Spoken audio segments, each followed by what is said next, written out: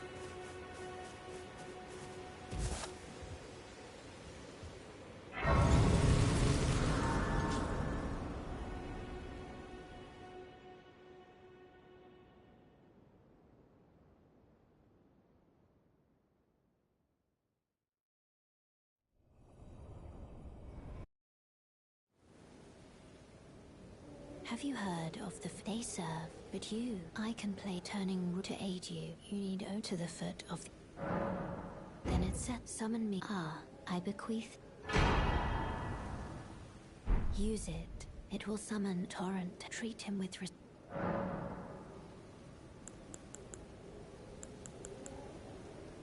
Shall I turn your let my hand share them with me?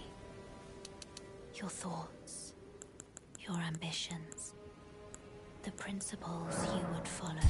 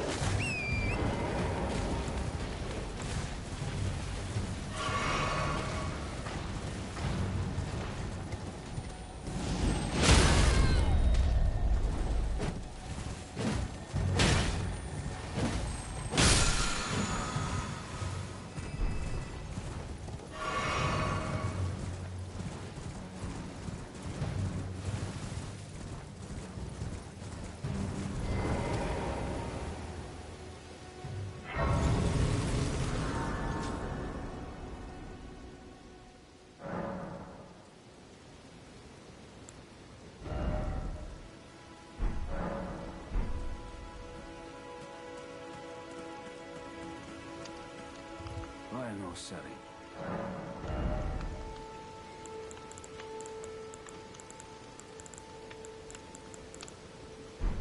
You will.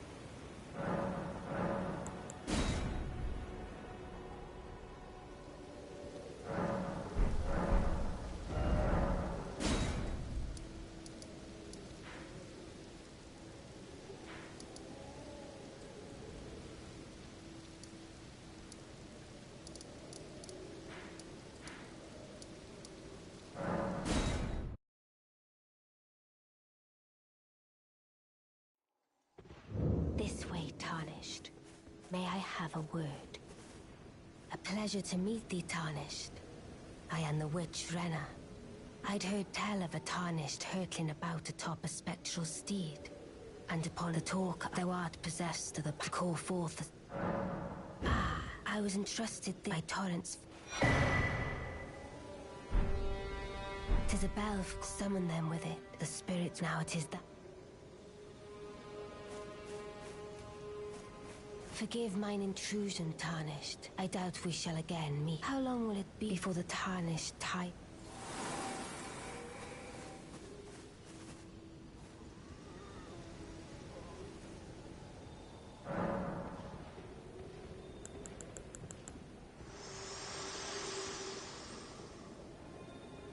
This tiny golden aura is the grace of the Earth Tree.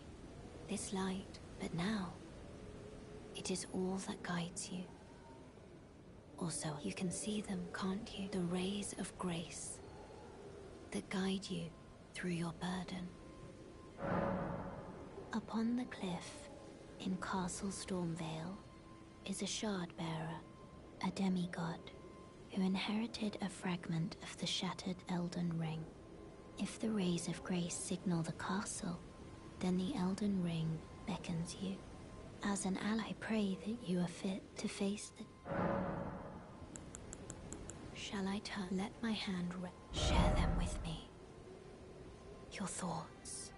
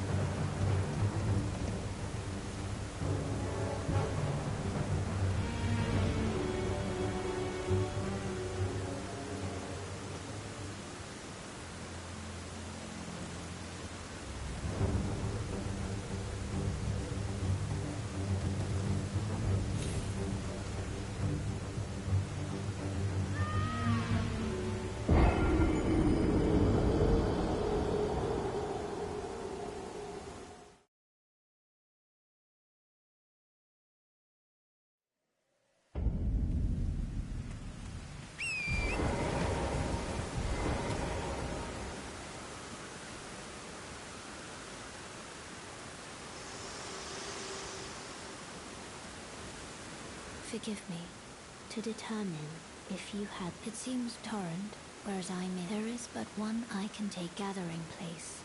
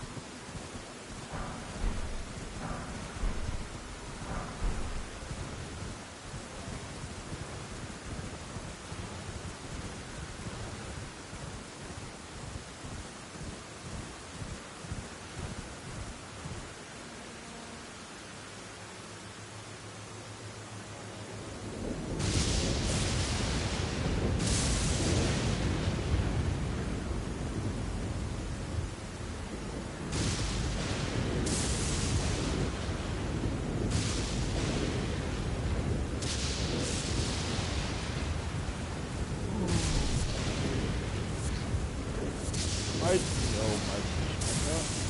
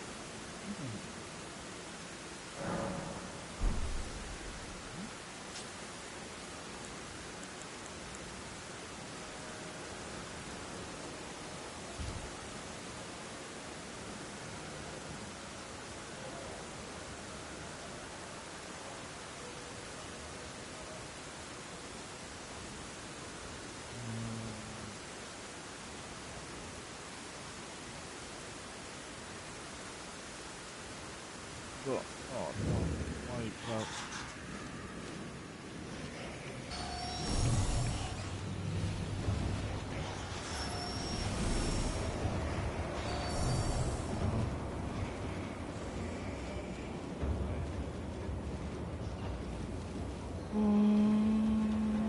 Should be fine.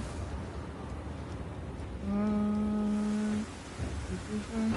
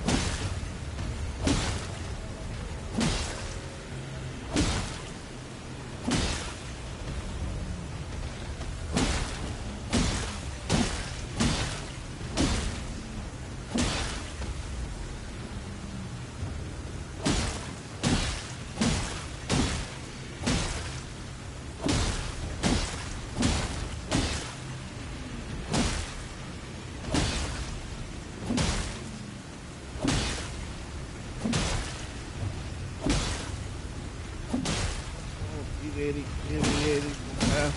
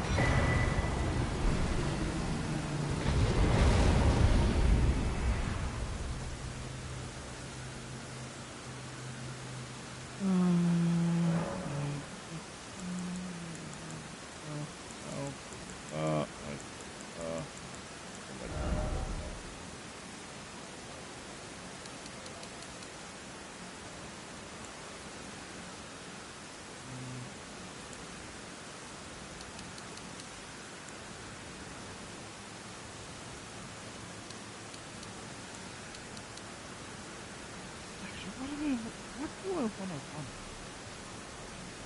Oh no, I haven't thought about this.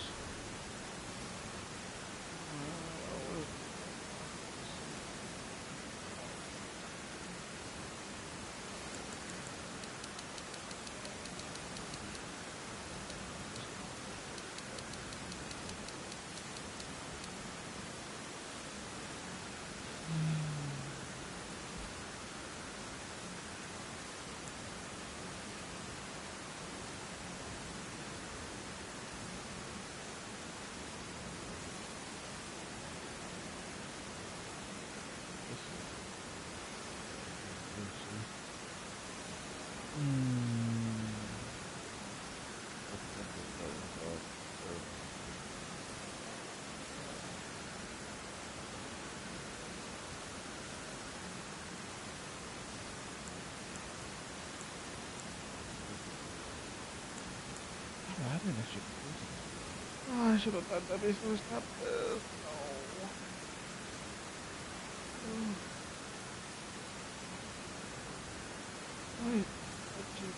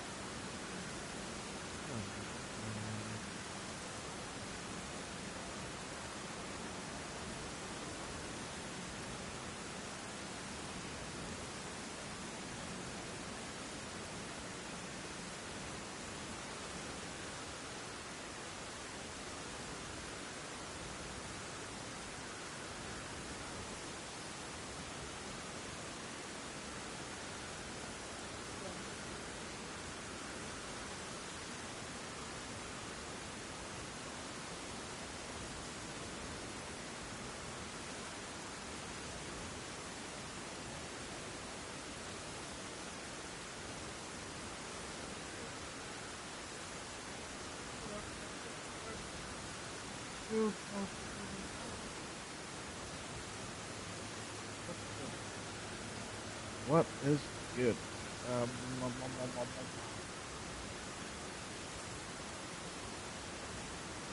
Yui, Yui.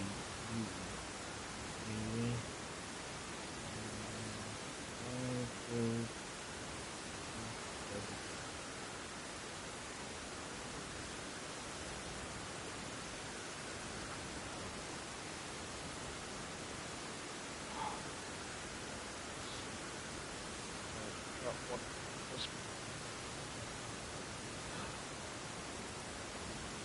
charged to 90, and I for this charger longer. Oh, you know, yes, 90 is good.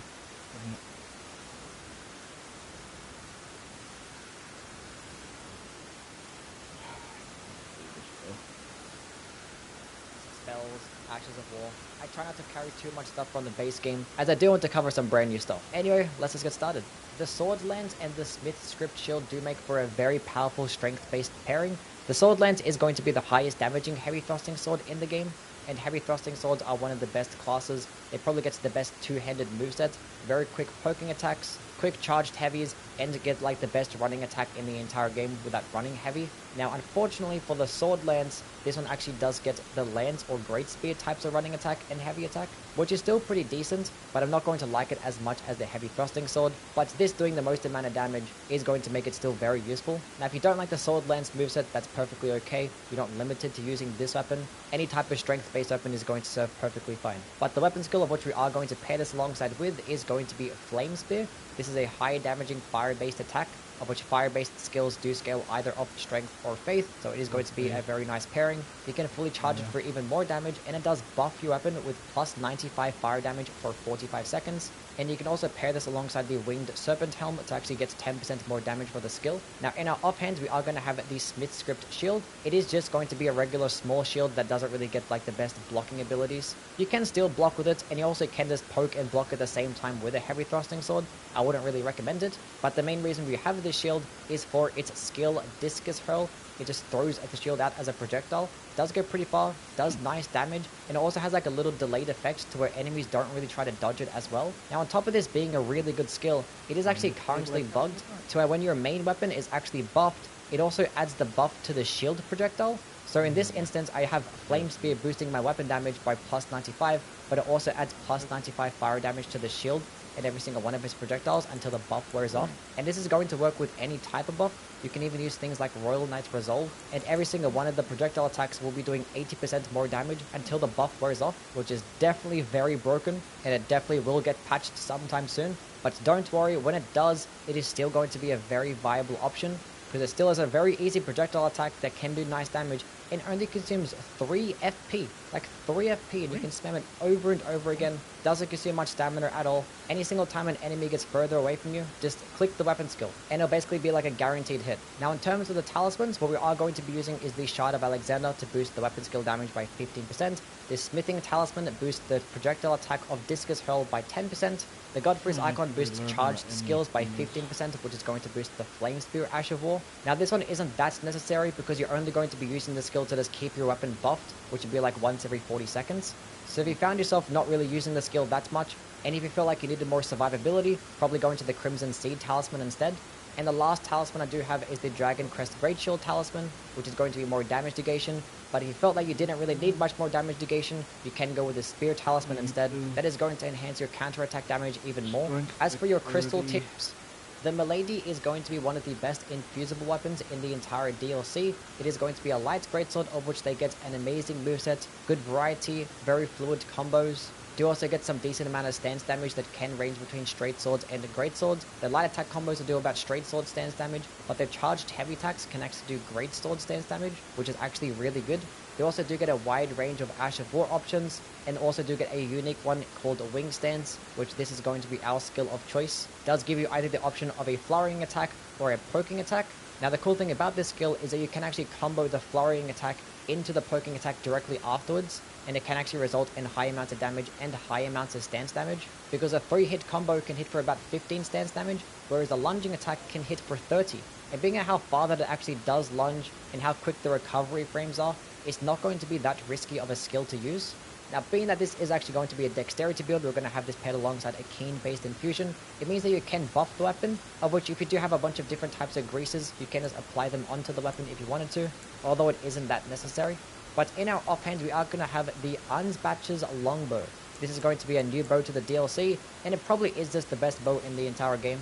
It is going to be a medium bow with the exact same moveset as a light bow, so it is going to get the jumping and landing attacks. It also does get more base damage than the black bow, and it does get a unique skill in fan shot that shoots out 8 arrows at once, and yes, it will consume 8 arrows, but the damage is just amazing. Like, it is very viable damage, and yes, it can potentially proc status effects really quickly as well, which normally you did have to use a bunch of status effect arrows just to make bow builds viable, but you don't even need status effect arrows anymore just to get some decent damage. It is going to consume 12 FP for every single cast, and between using this skill and the wing stance, I probably recommend speccing into at least 25 mind, but any single time an enemy gets too far away from you, you can just switch to the bow, and you can get a very nice projectile option. Now, in our back pockets, we're also going to have a dagger just infused with the golden vow. We just use it at the beginning of every single boss fight. It's just going to be more damage and more defenses for 45 seconds. As for the talismans though, we are going to have the Shard of Alexander, which is going to boost the skill damage by 15%. We do have the Spear Talisman as well, which this actually does boost the counter-attack damage of these piercing types of weapons. So when enemies are in the middle of a combo and you hit a poking attack, it's just going to be doing even more damage now. Which both Milady with the wing stance skill and that poking attack and the bow all actually end up getting piercing damage, so they're both going to synergize there. We are going to have Rolana's cameo, which when holding onto your stance for about a second, it is actually going to boost the damage of your next attack. Now this is just going to be only applicable for the wing stance. Unfortunately, this does not work with the bow when you hold onto the stance as well. And as for the last talisman slot, we are going to have the arrows storing Sting Talisman. This does just boost the damage and the range of the bow itself. It kind of combines both the arrow sting and the arrow reach talisman together in one, but just not as much as an effect. Now, if you didn't want to use a bow in this type of build, then you can go ahead and change this talisman to like a damage negation talisman instead. And if you don't see yourself using the wing stance skill as much, then I'd switch out Rolana's and get me strength. The Black Steel Great Hammer is going to be one of the better faith-based weapons you can acquire in this DLC. Reason being is that it does come with an innate faith-based scaling and can be infused. So when you double down into a faith-based infusion, it just gets amazing amounts of AR, specifically with a sacred or holy infusion. Now, Great Hammers are just one of the better classes in the entire game. They get some of the highest, if not the highest, stance damage on average. They get really quick light attack combos, good mix-ups of vertical and horizontal attacks, and really good Ashavor options too. Now for this weapon in particular, we are going to be speccing into a guard counter or a deflecting type of build, because the guard counter of the Black Steel Great Hammer is going to be a unique AoE attack, and this AoE attack obviously is going to make it do more damage and do more stance damage.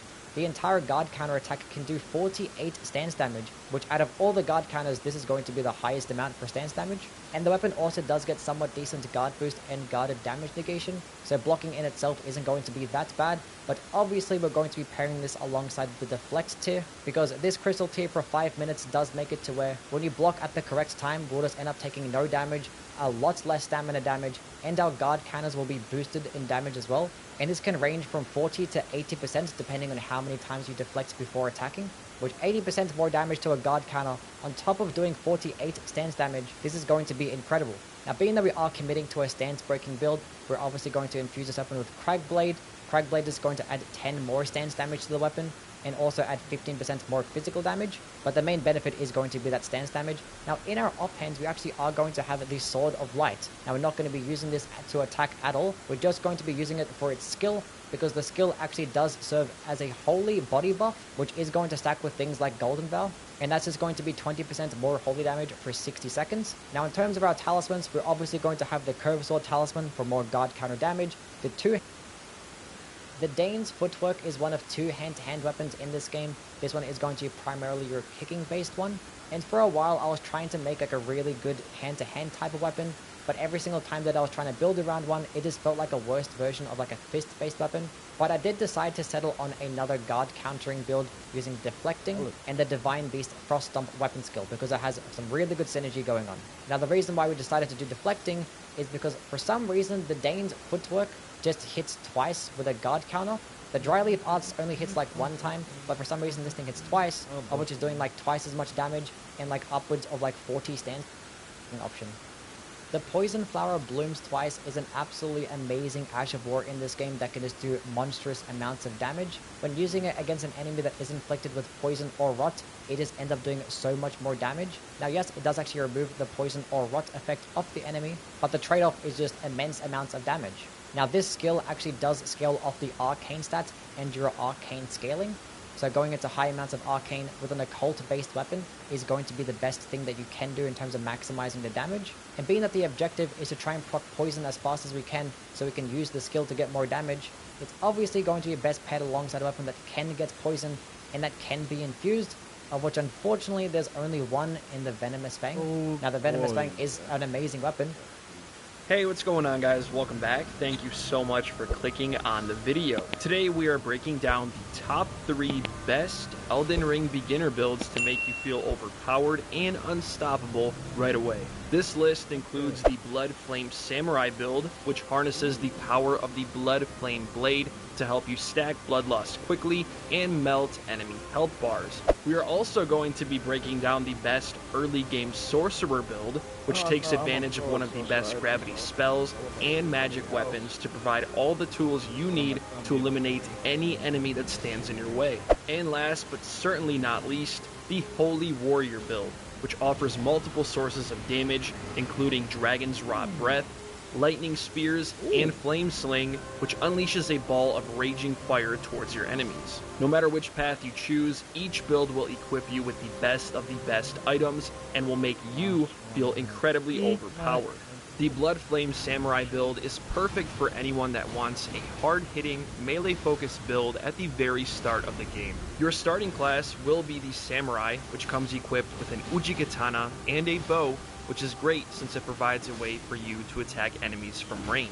The main weapon you really want, though, is the Naga Kiba, an alternate version of the Uji Katana which provides more damage and, most importantly, more range thanks to the extended length of the blade. Easily one of the best dexterity weapons in the entire game, especially when combined with the Blood Flame Incantation, which coats your Naga Kiba in blood to inflict massive amounts of blood loss on your enemies.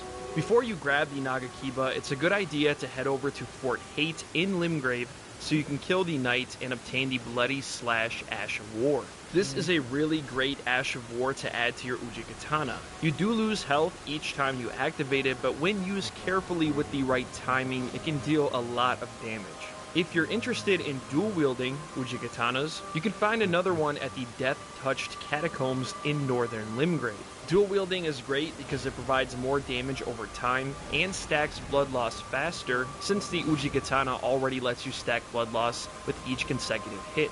Before you grab the Naga Kiba, you also want to grab the Impaling Thrust Ash of War for your Uji Katana in case you're not a fan of the damage taken with Bloody Slash. The last build on this list is the Holy Warrior build. This build combines the best early game incantations with a heavy hitting spear to provide you with an incredibly powerful faith-focused character.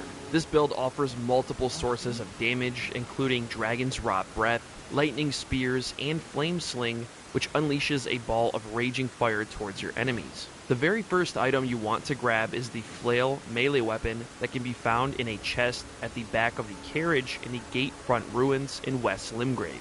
This is the weapon you are going to use to kill the sleeping dragon later on, which gives you a massive amount of runes to use for leveling. Next, we need to grab the best early game talisman, which is the Green Turtle Talisman, located on the far east side of the Summon Water Village. Here you will find a set of stairs that can only be unlocked with a Stonesword key. You can choose the Stonesword key as one of your starting items when you're creating your character, or you can purchase one from the Twin Maiden Husks at the Round Table Hold. This talisman boosts stamina recovery speed, allowing you to execute more attacks in a shorter amount of time. You also need to grab the Axe Talisman, which is located in the Mistwood Ruins in East Limgrave in a cellar guarded by a large rune bear. This talisman will increase the damage of your charged attacks, and it will make your melee weapon way more effective. Next, you will need to grab your primary weapon for the build, which is going to be the Tree Spear. This weapon is located in a chest in the back of a carriage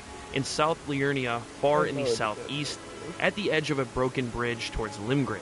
You can easily get to this location by jumping down on the tombstones near the lake-facing cliffs site of Grace. This weapon deals holy damage, has very high base damage, and comes with some amazing movesets to help you stagger enemies easily. After grabbing the Tree Spear, your next destination will be in Caelid. The first item you will grab here is the Flame Grant Me Strength incantation, which boosts your physical and fire affinity attack power by 20%.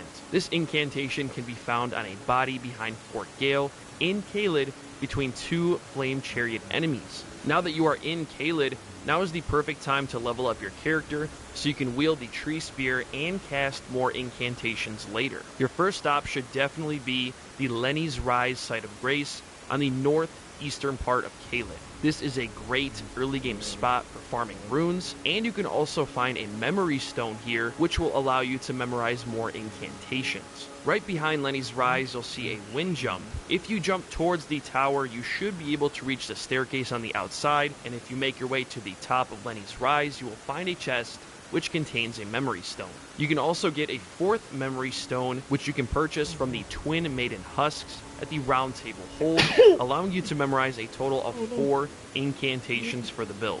After you level up your dexterity to 18 so you can wield the flail, your next stop is to kill the sleeping dragon next to Fort Ferrith in Caelid. This is a location you can easily get to on your horse with a little bit of time. Now for the method, you simply get behind the dragon and attack it repeatedly with your flail to stack bursts of blood loss. After defeating the dragon, you will be rewarded with a massive amount of runes that you can use for leveling, as well as a dragon heart, which you will need to purchase the Dragon's Rot Breath incantation. You will need to bring the dragon heart to the Cathedral of Dragon's Communion, which is located in the southwest part of Caelid, south of the main roadway that loops east. Here you will find a shrine where you can exchange your dragon heart for the Dragon's Rotten Breath incantation. One of the best incantations on the build thanks to its high burst damage and damage over time. There's 2 more items we need to grab here in order to complete this build. To unlock and purchase the Lightning Spear incantation from Brother Corrin at the Round Table Hold, you'll need to give him the Dragon's Cult Prayer Book. To get this book, you will have to defeat the Lindell Knight patrolling down the road south of the Artist's Shack in Liurnia of the Lakes. This isn't going to be a super easy fight, but if you spam the heavy attacks with the Tree Spear, you should have no problem defeating him. Once defeated, he will drop the Dragon Cultist Prayer Book, which you will then give to Brother Corrin at the Round Table Hold, so you can purchase the Lightning Spear incantation. Now that you have Flame Grant Me Strength and the Lightning Spear, the last incantation you will need is the Flame Sling, which is an incantation you can learn from the Fire Monk's Prayer Book. This prayer book is located on the main road, northwest of the Liurnia Lake Shore site of Grace, just left of the southern tip of the region's massive lake. You'll find this book on a corpse under the tent on the left side of the camp. Now that you have the Tree Spear, 2 talismans, and 4 powerful incantations, let's fully break down the Elden Ring Holy Warrior build. Your highest stats around level 50 should be Vigor, Dexterity, and Faith. Just remember you need at least 15 Strength and 22 Dexterity to wield the Tree Spear, and at least 18 Faith and 12 Arcane to cast all 4 of your incantations. The primary weapon on this build is the Tree Spear. This weapon scales equally with Strength, Dexterity, and Faith, deals both physical and holy damage, and it has the Sacred Order Ash of War, which gives you 10% extra holy damage, deals 100% extra damage to the undead, and prevents skeletons from reviving. In my left hand, I have the Finger Seal from the Prophet starting class, which is used to cast your incantations. The 4 incantations on this build includes Flame Grant Me Strength, which increases your physical and fire affinity attack power by 20%. Lightning Spear, which is your main range spell and also deals a lot of damage. Rotten Breath, which is incredible for damage over time. And lastly, Flame Sling, which hurls a raging ball of fire towards your enemies and is great for enemies weak against fire. The best early game talisman, which is the Green Turtle Talisman. You also need to grab the Axe Talisman. This talisman will increase the damage of your charged attacks, and it will make your melee weapon way more effective. Now that you have every item you need, I present to you the Elden Ring Holy Warrior build. Oh, there's one about the window frame. Yeah, no, I just need some ideas for that.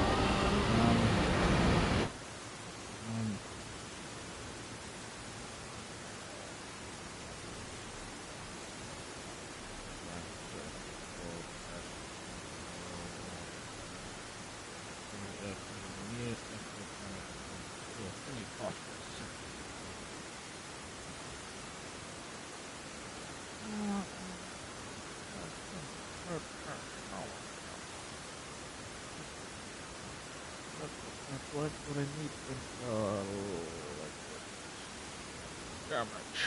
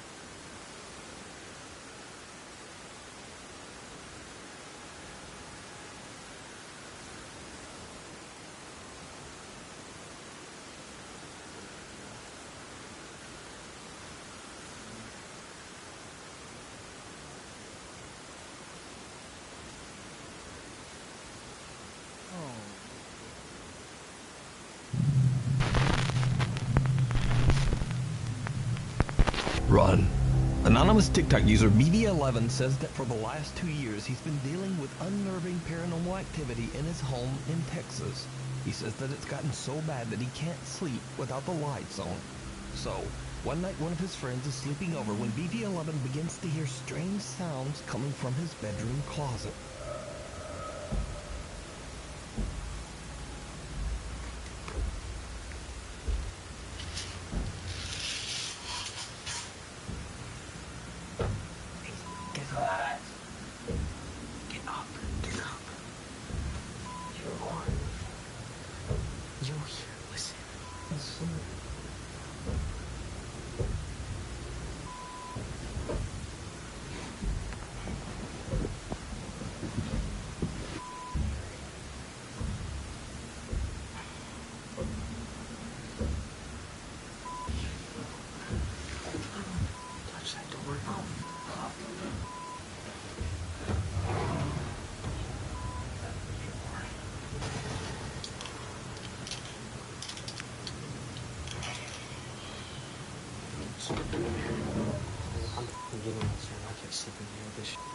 BB11 wakes up his friend and opens the closet door, only to find nothing inside.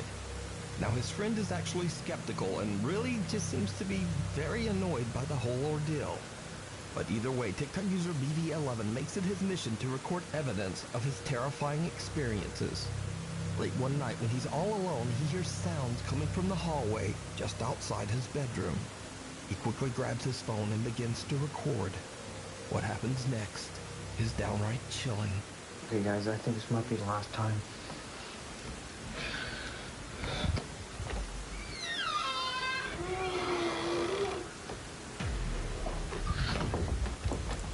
A strange, bizarrely shaped dark figure charges toward him and he quickly slams his door shut.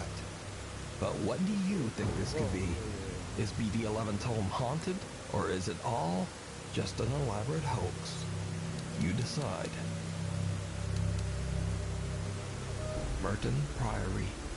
Paranormal investigators Jeff, Phil, and Mark from the YouTube channel Ghost Tech Paranormal Investigations are invited to spend the night at the 900-year-old ruins of the haunted Merton Priory chapter house in London, England. From the years 1114 to 1538, the chapter house was a meeting room and part of a gigantic cathedral that no longer exists today. Museum trustee John Hawkes believes that a presence haunts the ancient ruins. Well, I've always felt that there was a presence here. There was an extraordinary atmosphere. We may be under a road on slabs of concrete, but I think that the kind of spirit we have here is a very benign one. In this room, in the chapter house, and you're familiar with going into large churches and finding graves under the floor. Yeah. In this room, there were 31 graves under the floor. 31 skeletons were dug up. As the trustee mentions, the ruins were excavated in the late 1980s, and 31 bodies were found buried under the floor. The bodies are believed to be the remains of monks from the cathedral, and it is thought that many passed away from the plague.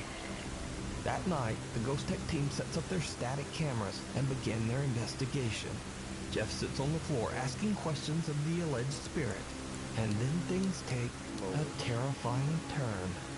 If there's something that you can do to let us know that you can hear my voice, please move something, even throw something at me, I don't mind. At least I know that you're here and that you're listening. Now I guess I must be sitting on top of where lots of the skeletons were found.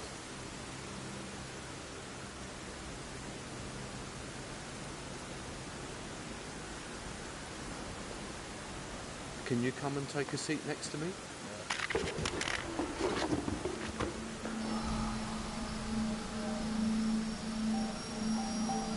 I felt the floor move behind me and I heard footsteps right up behind me.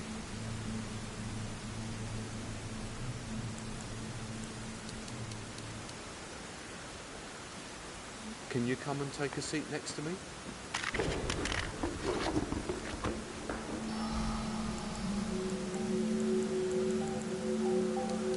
When we review the footage and audio, The footsteps are louder on static cam 1. Here is the audio taken from static cam 1. Can you come and take the seat then?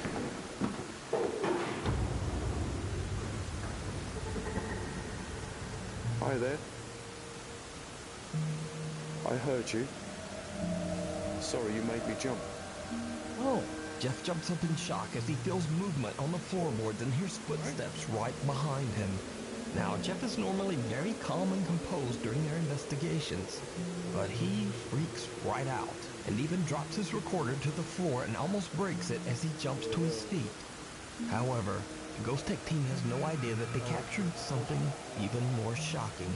A static camera recording the ruins where the 31 bodies were found captures something truly eerie.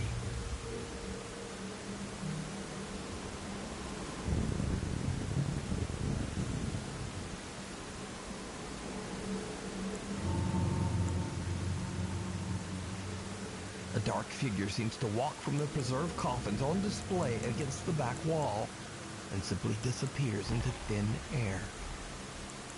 The Ghost Tech team has no explanation for what they captured, and they believe that they might have recorded paranormal evidence of the spirit that is said to haunt the Chapter House Museum. You can watch this entire investigation and many more spooky moments over on the YouTube channel, Ghost Tech Paranormal Investigations. If you found a great ghost video online or recorded one yourself, please send it my way at nukestop5@gmail.com. The Abandoned Arcade. Now, unfortunately, I wasn't able to find a source for this next video, but from what I have gathered, the footage was captured by security cameras at an abandoned pachinko arcade in Nagano, Japan. It is said that the ghost of a young girl is often seen inside this abandoned arcade. The CCTV footage seems to show a policeman investigating after an alarm in the abandoned arcade was set off by something. What happens next is downright chilling.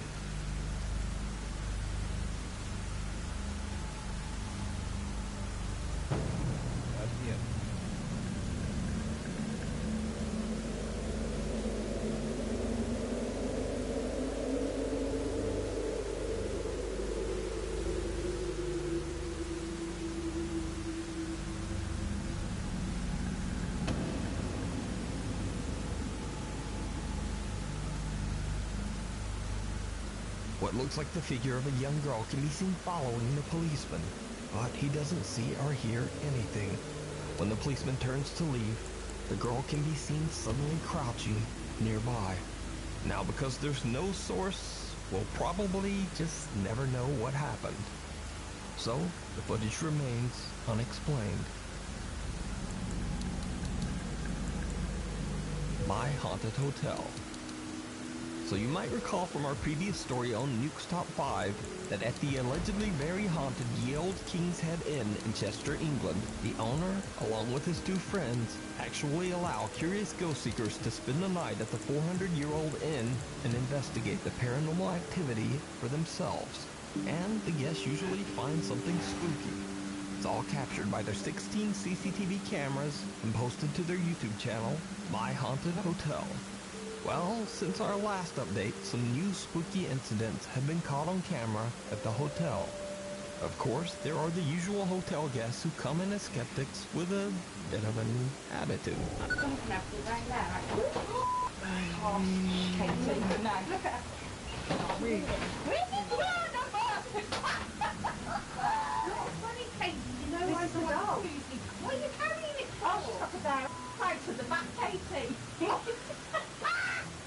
But then when something invisible pounds on your door, it's likely to change your skeptical mind. But it could be laughter. Is there a child? Are you outside that door?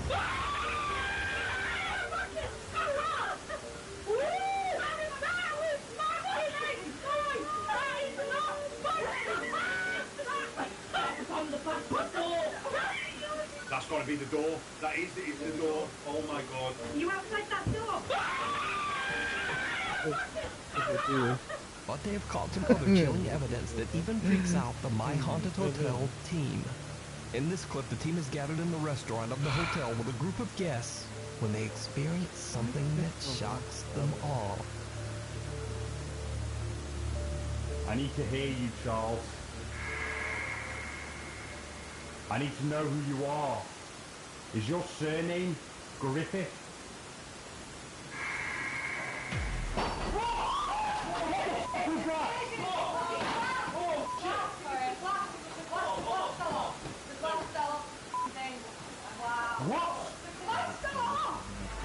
The second piece of evidence is just as astonishing as the first, and we are able to document this moment from 4 different cameras, which clearly capture what we deem to be poltergeist activity, as a glass is flung from the function room bar. I need to know who you are. Is your surname Griffith?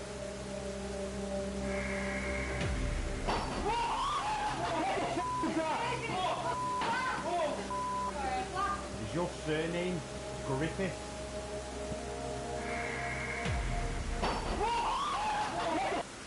All right, I'm excited. Now, this first session is probably not going to be crazy long. Here, guys, maybe an hour, maybe an hour and a half session, but tonight, I think we might be back for another run through.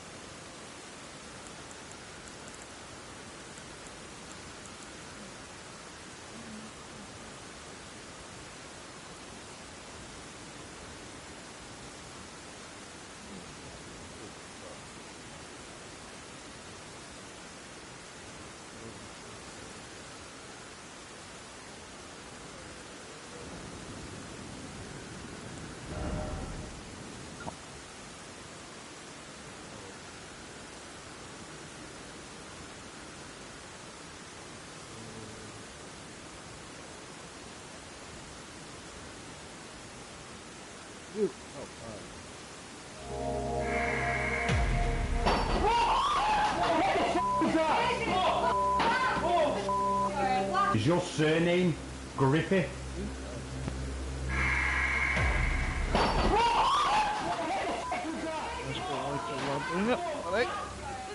I didn't even get on to the fact that there were glasses on the bar, so when something made a noise, I thought something had just moved behind the car, and it immediately screamed in my face that it was the glass. But there is no way. It's swung back this way. Like, there's just no way. But that's not all that they've captured at the inn over the last month. In the middle of the day, a security camera in the hallway outside room 5 captures something the My Haunted Hotel team just can't explain.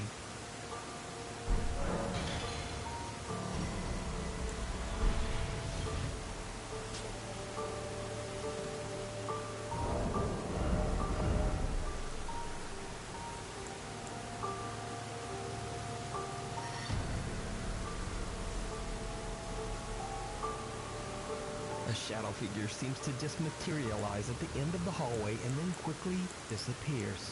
Harry, Brett, and Danny are shocked and thrilled by what their security camera caught on video. The team says that they've always hoped to capture a full-bodied apparition on video in the hotel.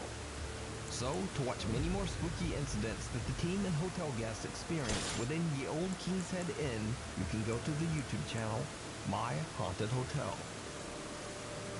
Beware the purple chair. Proud mother Martina claims that she and her family are terrorized by a dark supernatural entity that haunts their home. Martina has set up a series of static cameras to keep a safe watch on her children, but she also caught some footage that is absolutely unnerving.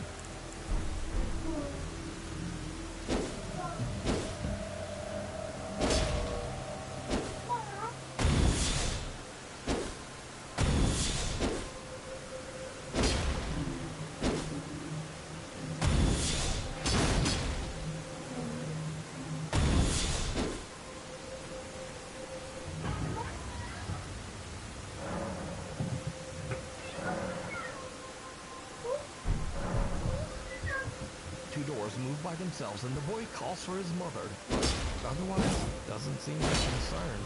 But as he continues to play his video game, his chair is forcefully pushed backwards, dexterity, like the boy running from mom. Cut to another day and Martina is casually vacuuming the hallway carpet. Then this happens.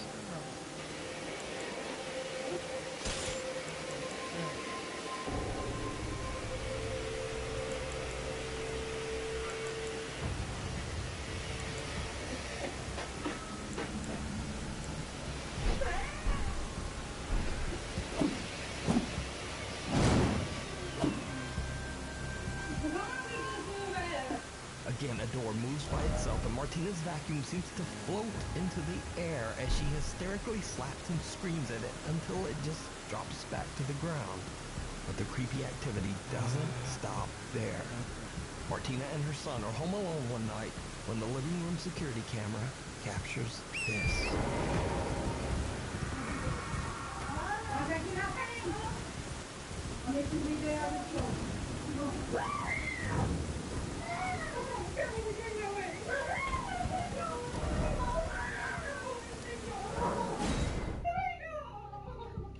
The outside door opens and closes on its own as the door handle rapidly rotates as if being turned by some invisible force. Martina grabs her phone and is about to record the door when the purple desk chair suddenly glides toward her and her son. The two have had enough and are about to hurry out of the living room, but something seems to forcefully push Martina's creates real poltergeist activity caught on camera. Or is it all just an elaborate hoax? You decide. Passing through. Popular urban explorer Chris from the YouTube channel Urbex Hill is back on another creepy exploration. This time he explores an abandoned and allegedly haunted factory that was built back in 1916 and has been deserted for over 50 years. Chris makes his first on-screen appearance in this video and just saying, he looks like he could probably kick a ghost. But even he starts to get a bit freaked out as he explores the old factory. Soon after arriving, Chris captures something very creepy on camera. Oh, these things are so. It's like these shields are all connected. It seems like. Damn. Ain't no lie. Yeah. Can't tell.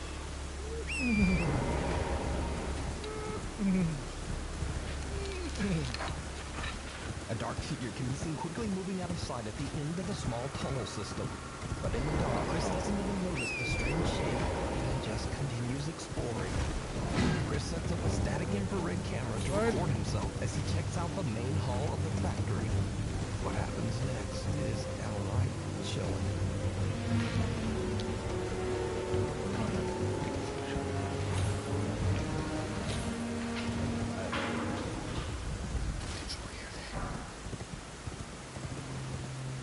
That was loud.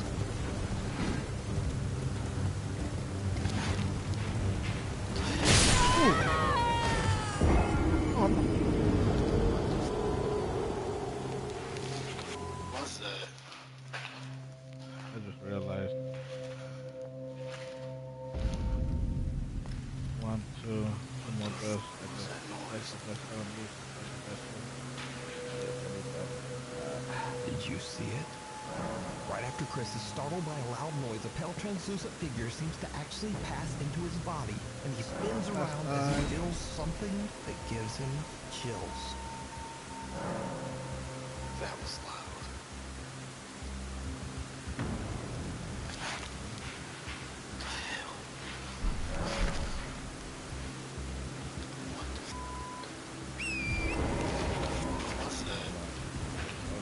Almost immediately, another figure appears in the doorframe on the left and seems to be watching Chris. And things just get worse. Chris is suddenly struck with extreme nausea and unfortunately well, he pukes. I muted the audio and blurred the video because it's a little gross. But I wanted to leave the scene in because something happens to Chris right at this moment that is truly bizarre. Oh.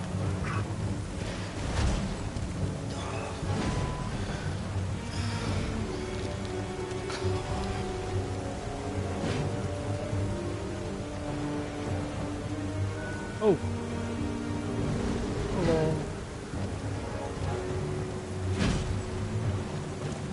The same translucent figure from before seems to leave Chris in body as he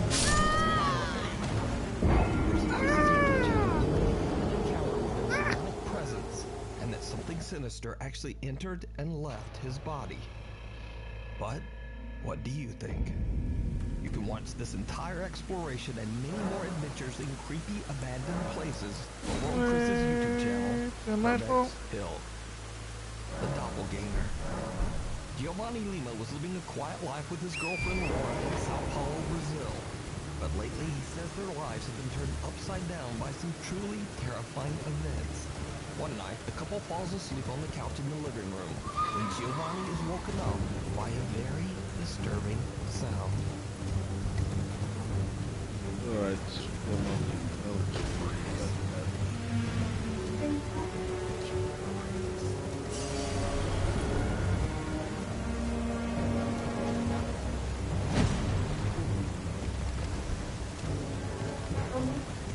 Giovanni's girlfriend Laura is asleep on the couch right next to him, but suddenly he hears what sounds like her voice coming from somewhere down the hall.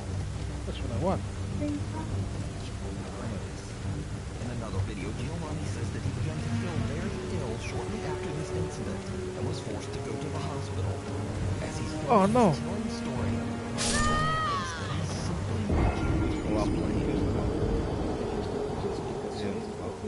explicações agora. Eu gravei aquele vídeo ontem, quando eu tava dormindo com minha namorada na sala da casa dela. Comecei a passar mal inexplicavelmente no outro dia, comecei a passar mal, tive que ir pro hospital. Então eu também fiquei ausente por causa disso. E agora eu tô fazendo aqui a resposta do que aconteceu ali naquele lugar. E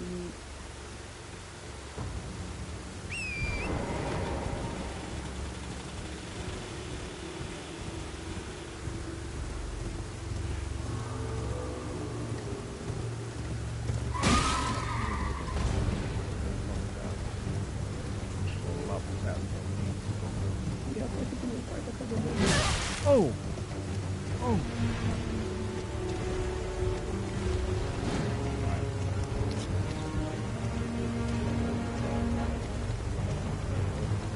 Oh, not me!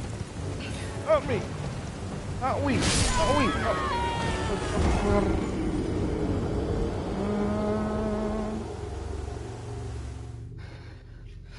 Não faz sentido, não faz. Giovanni's bedroom door opens by itself, but when he peeks out into the hallway, there's no one there. Cut to a week later. Giovanni is home alone when things take an even more terrifying turn. Other people walk. I can do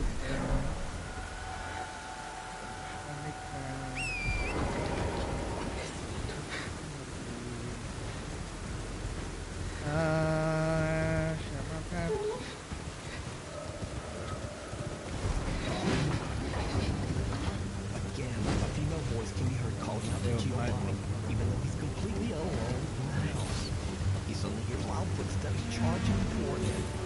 adjustments or run for it. Giovanni has no idea why and how these creepy events are happening. Some of his concerns hey. he might be dealing with a skinwalker or a doppelganger pretending to be his girlfriend. So now, 3 months go by, and Giovanni is happy to report that nothing paranormal has happened since his last video. And it seems like he just jinxed it all. Because soon after, he and his girlfriend wake up in the middle of the night to strange sounds just outside their bedroom door.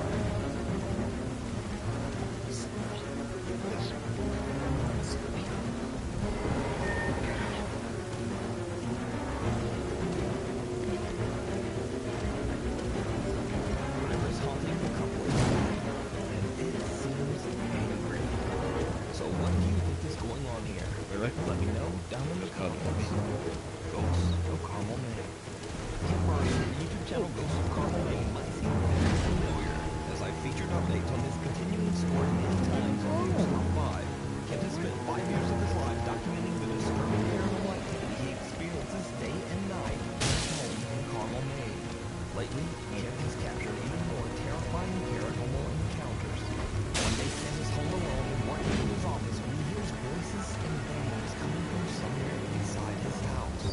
He quickly grabs his phone and hits record. Ow. Just play ignorant like this. You making noise?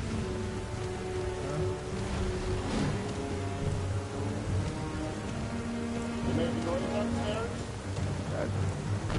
Jesus! Oh no!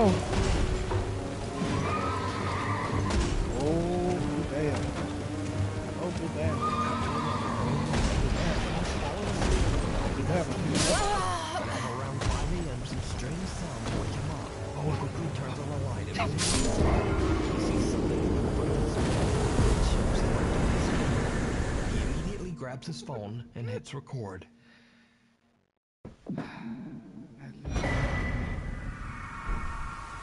Okay.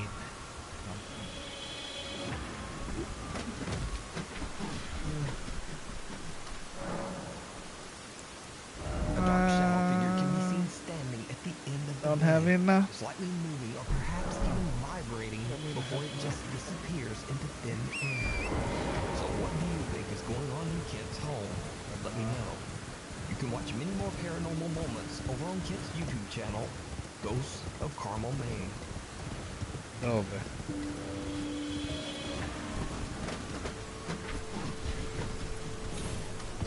The Night Flyer.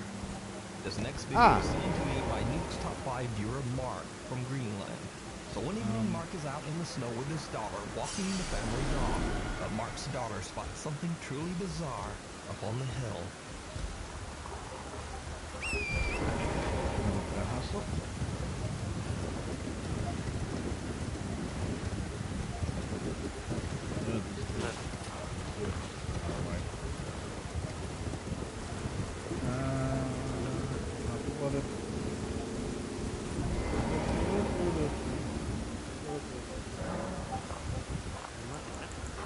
A strange dark figure can be seen floating in the sky between apartment buildings. Mark misses it and just doesn't understand what his daughter is pointing at. He only realizes what she saw when he reviews his footage back at home. Now, Mark believes they might have captured a supernatural being known as a Kivitar, an aggressive supernatural entity from Greenland folklore. Anyway, what do you think this could be? Let me know down in the comments.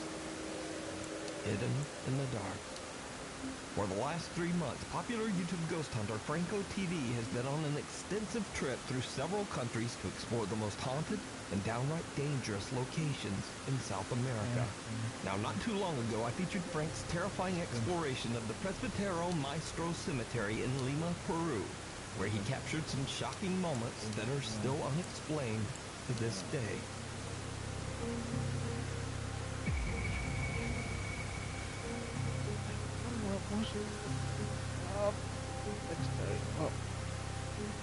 After many requests from his viewers, Frank decides to go back to the cemetery in hopes of capturing even more paranormal activity. As he's making his way through the giant cemetery, he begins to hear odd sounds coming from somewhere nearby.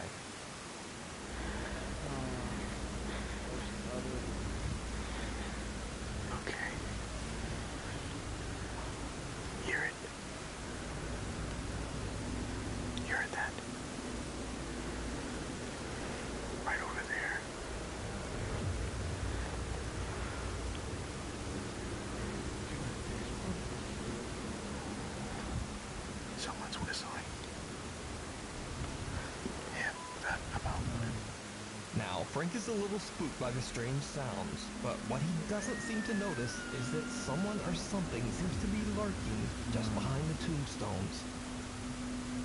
Frank shrugs off the sounds and continues to explore, making his way through the giant graveyard. That's when he captures something downright creepy. I'm gonna start heading towards that area where people end their lives. I don't want to look at this place. See, I could probably get some stock footage from it or something. What the hell is that?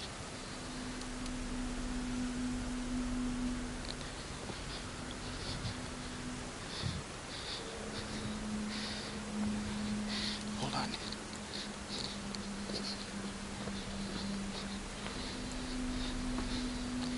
I saw something small there.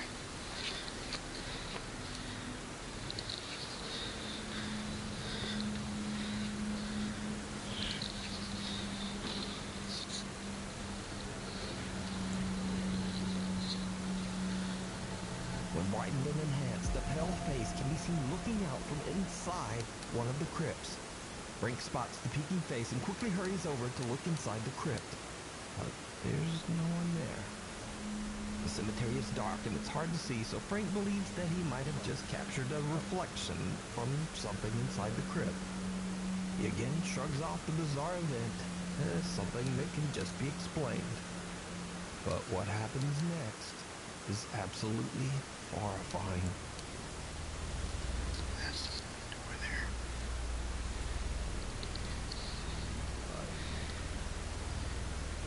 That is creepy. That's the basement area. Right in there.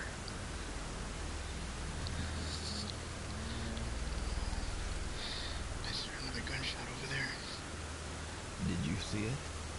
Now let's watch that again, but this time I'll brighten up and enhance the footage. That is creepy. That's the basement area.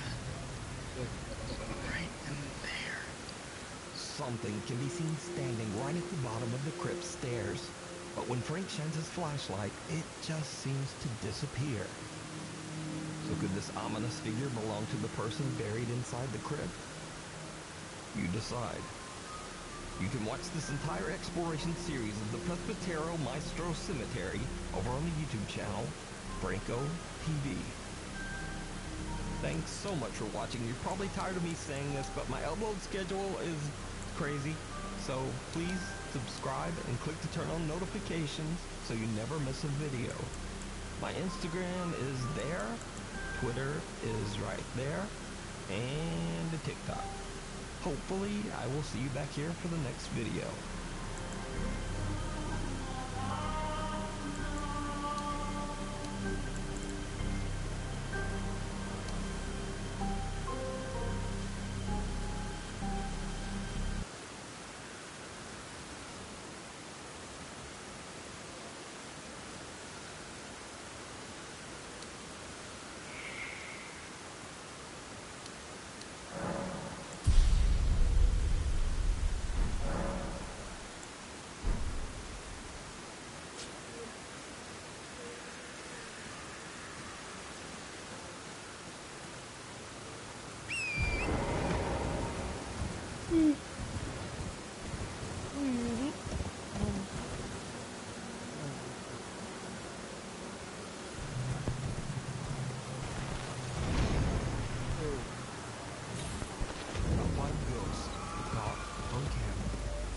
Child's play.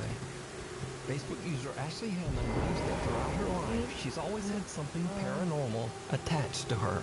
She says that no matter where she goes, spooky things always happen. When Ashley moves to a new home in Utah, she starts to see her children walking up and down the staircase on random occasions. Now, usually, Ashley's children walking up and down the stairs would be completely normal. But you see, this happens when Ashley's children are asleep, or sometimes when they're not even at home at all. Ashley believes that she might be seeing something supernatural that is mimicking the appearance of her children.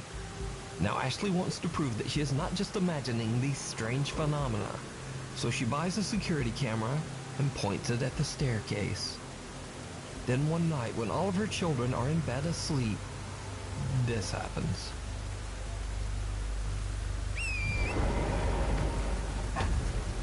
No, you don't become immortal by making deals with angels. You gotta go to the other doctor. There. Yeah. The camera captures a dark figure with glowing eyes that seems to walk up the staircase. A figure that has no visible lower body. So, what do you think this could be? Let me know down in the comments. Now, this next video was shared to the internet without a source, so I'm not exactly sure what's going on here. The video shows what looks like security camera footage from a seemingly average home, but then something happens that's downright creepy.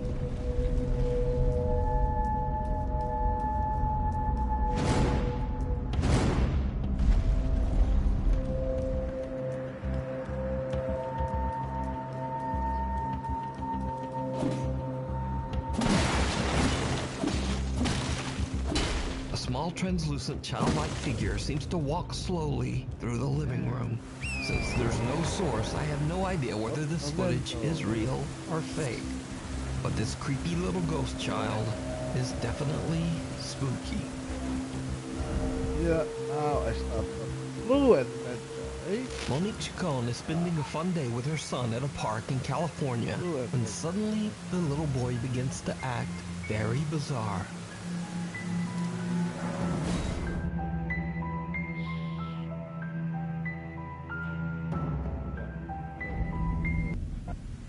And back later, Monique believes that something supernatural might have instructed her son to find that phone. Hi guys, I'm just giving an update on what happened to the phone. Well, I threw it away. I didn't think anything at the time of when I threw it away that I shouldn't have until I watched the video. After watching the video, it didn't sit right with me. It kind of gave me the creeps, actually. But there really is no story time. The phone was broken. The face was cracked. There was a battery on top of the face, like in the front of the face, but it was broken. So I threw it away. That's it. There's really no story time. He just played and I kept recording him. So that's what I do. I record all my kids when they're playing baseball, football at the park. I'm that mom that records every minute and second of their lives. But that's it. So, unfortunately, Monique threw the phone away, leaving us all to wonder just what was on that broken phone. Now, I have to say that this is one of the strangest videos I've ever seen. But what do you think? Did a spirit tell the little boy to find the phone? Or just what is going on here? You tell me. The Campbell Haunting. This next video is from paranormal investigators and brothers Josh, Sean, and Rocky Foreman. On their YouTube channel, Paranormal Nightmare TV series, they set out to investigate the abandoned company housing of the Youngstown Sheet and Tube Company in Campbell, Ohio. The area, consisting of 146 apartments, was built in 1918 to serve as housing for the workers at the Youngstown Steel Factory. In 1977, on a day now known as Black Monday, the steel company, without warning, just closed its doors, instantly firing over 5,000 workers with no warning. News we've received this morning from Youngstown Sheet and Tube is just the worst possible news that we as your elected public officials could have received. These workers were left with nothing and deeply in debt. Sadly, some of them saw no way out. These workers tragically took their own lives right inside their company apartments. Slowly but surely, the apartment complexes were abandoned and left to rot. Now, it goes without saying that the abandoned homes have a dark history and are believed to be haunted. Visitors, renovators, and tenants all claim to have witnessed terrifying paranormal activity. Yes, there's spirits there. There's sad spirits there. They lost everything and they have unfinished business and they don't know what to do. All those years, all those people that came in and lost their lives in here because they overdosed. There's a lot of ghosts here. The Paranormal Nightmare team intends to find out whether the claims are true. The Foreman brothers split up to cover more area. Rocky is alone and goes into an apartment where the decaying body of a man was found. Josh and Sean set out to explore a different residence on the property. So Josh and Sean are alone when they suddenly hear something very disturbing. Find here, let me know. Hi, my name is Rocky. Can you tell me your name?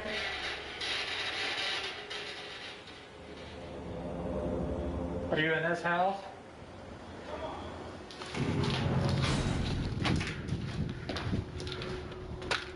Did you hear that? Dude, I swear that sounded like somebody yelled Josh. I thought it was Rocky. Josh and Sean hear someone calling Josh's name from somewhere outside.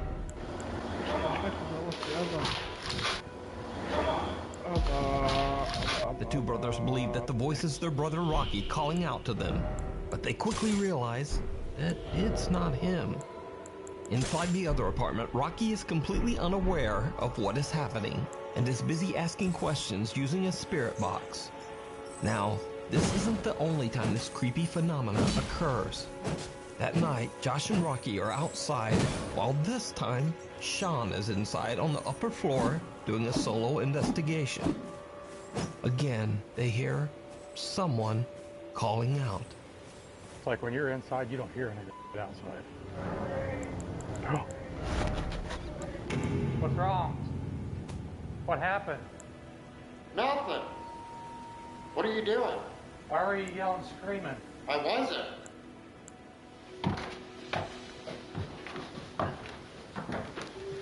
We were sitting outside on that front porch, and it sounded just like your voice yelling, scream, scream, scream, like you heard a scream, and you're yelling for us to come help. No, It sounded just like your voice. I was sitting up here asking questions. I had the camera on me the whole time when you guys walked out. Josh and Rocky believe that they are hearing their brother Sean calling out for help, and they hurry inside.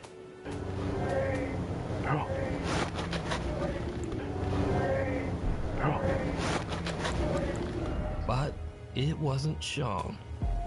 Josh is intrigued by the unexplained cries and decides to do a solo investigation of his own in the upstairs apartment.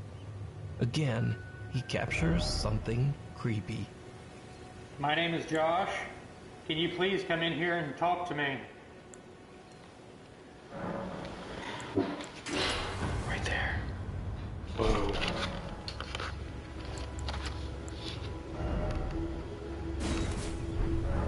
Okay, that was loud. Was that you?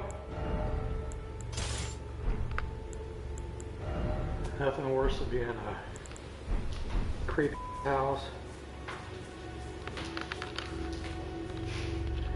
I'll show you guys what I see. That's all I see is complete darkness. Now, even though they didn't know it at the time, that's not all that the Foreman brothers captured during their investigation of the Youngstown Steelworker apartments.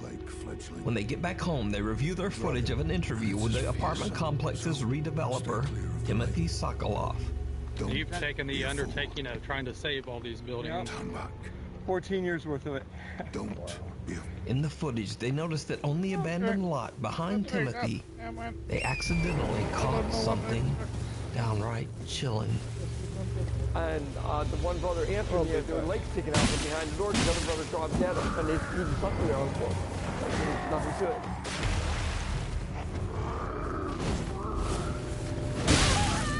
Oh.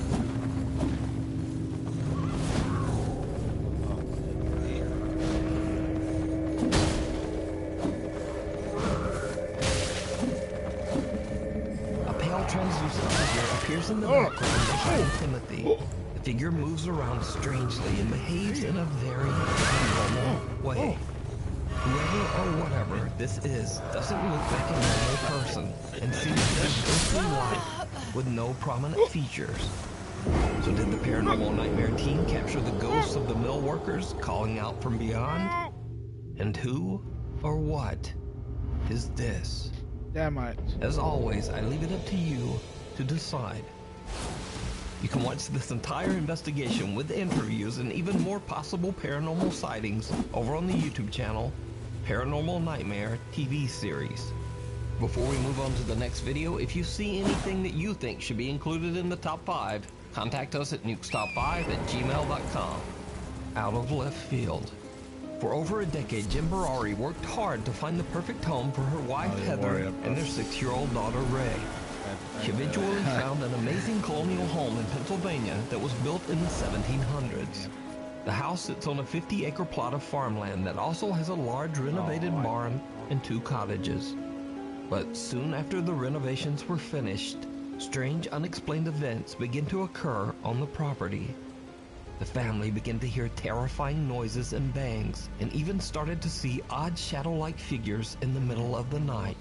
They decide to install security cameras in and around their home. And late one night, their outdoor security camera captures something chilling.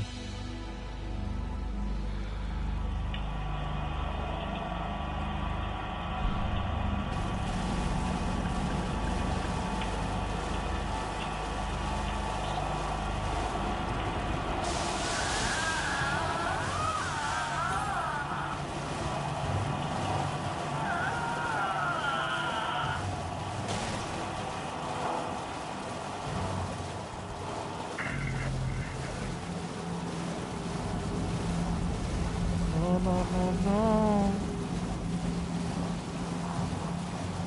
Don't lie down and give me.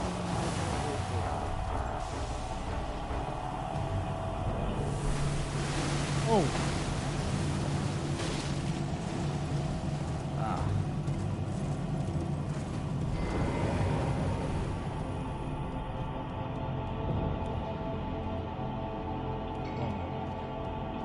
Engraved.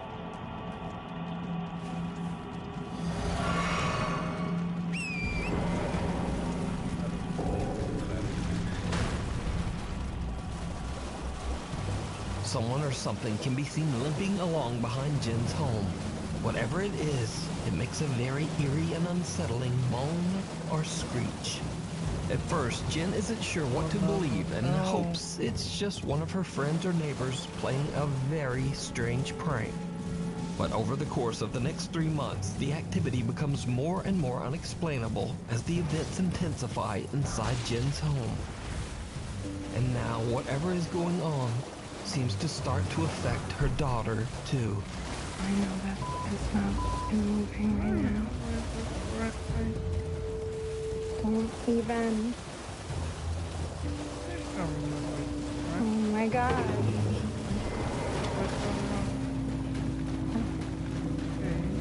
Yeah, like, I'm sorry that I cursed and... Okay. Okay, can you stop? Oh my god. Okay, please stop.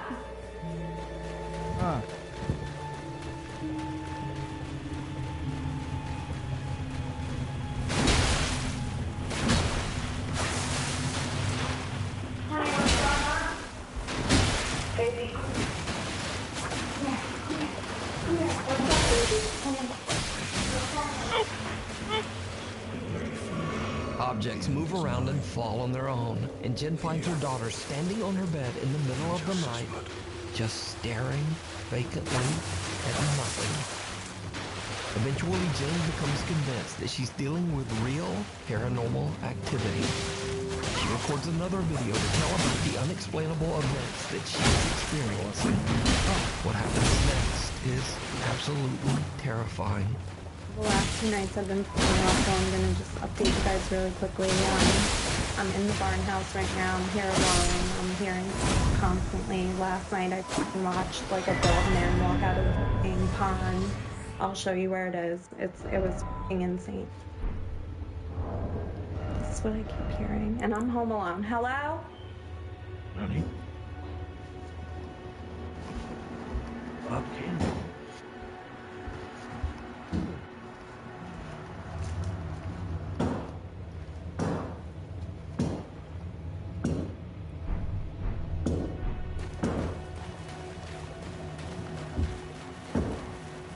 Can you stop? Out! Oh my god, that's creepy. This clock here scared the shit out of me. Here with me, like, whatsoever. Hello? Like, I don't know. And my reflection's creeping me out. Jesus Christ. Jesus Christ. You guys saw that, right? I'm not bugging. Like, here's my reflection.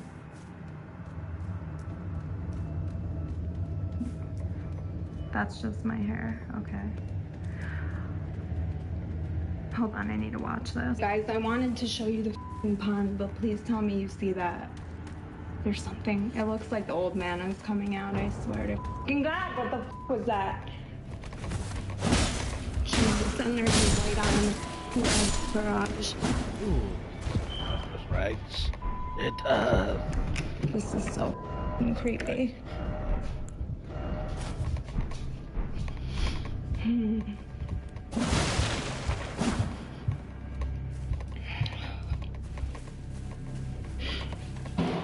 Oh my god, Biggs, it's okay. It's okay, Holy.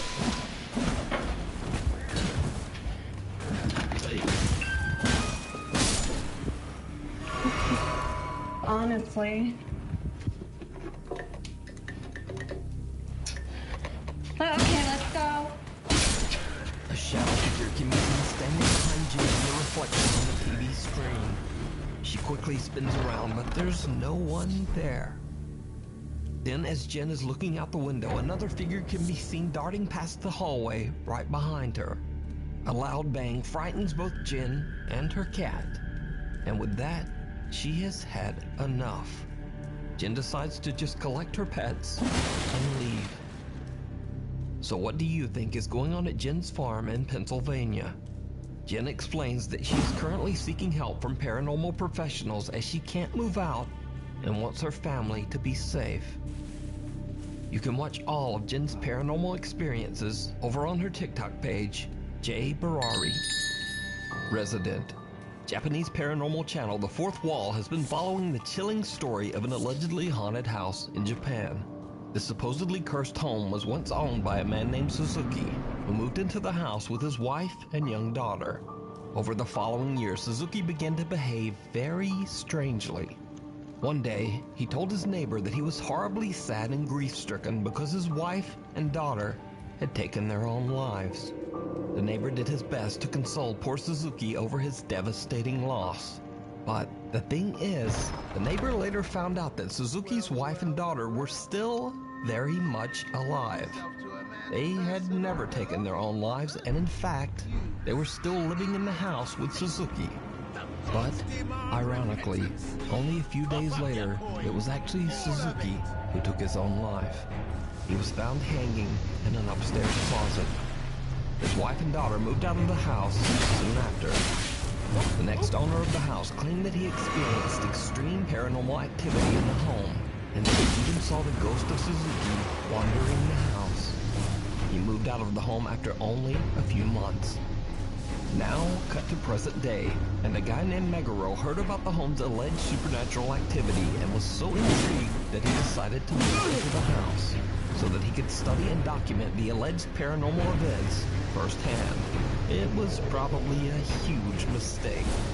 Meguro sets up static cameras to record the upstairs rooms, and almost immediately, he begins to experience strange activity in the house.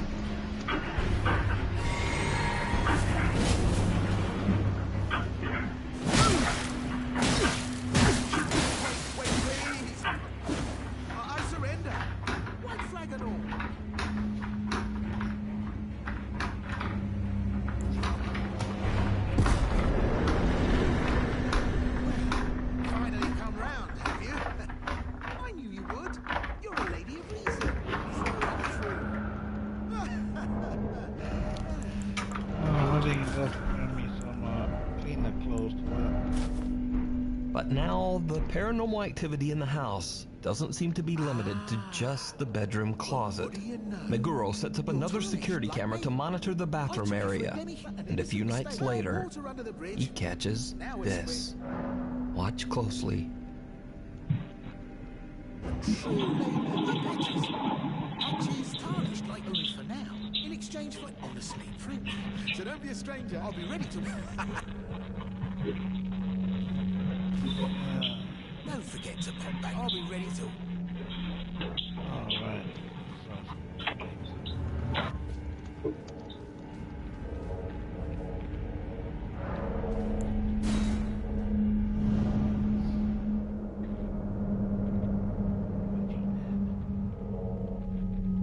Ghost!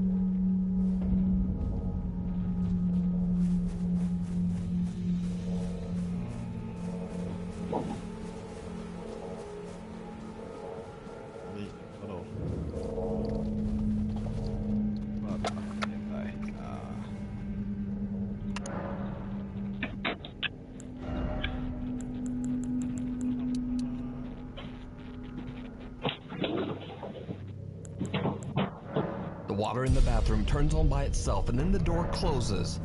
But most chilling of all, we see some odd white shape that seems to be moving behind the closed bathroom door. Meguro is alerted to the movement by his camera monitoring app. He goes to check the bathroom, but finds nothing there. Meanwhile, the paranormal activity in Meguro's upstairs bedroom has begun to intensify as well.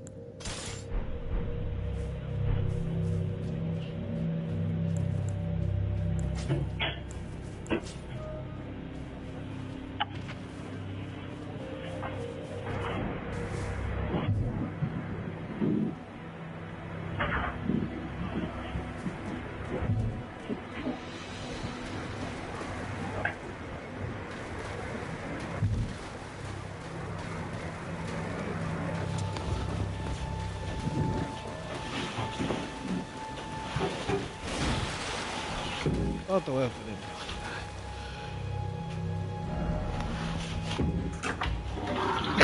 them.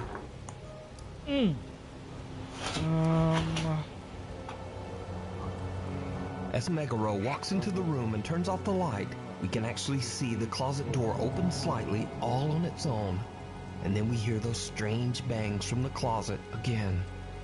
Over the following week, Meguro begins to hear the closet sounds more often. And then, late one night, Meguro is having a smoke in the other bedroom before retiring for the night. His static cameras record something absolutely horrifying.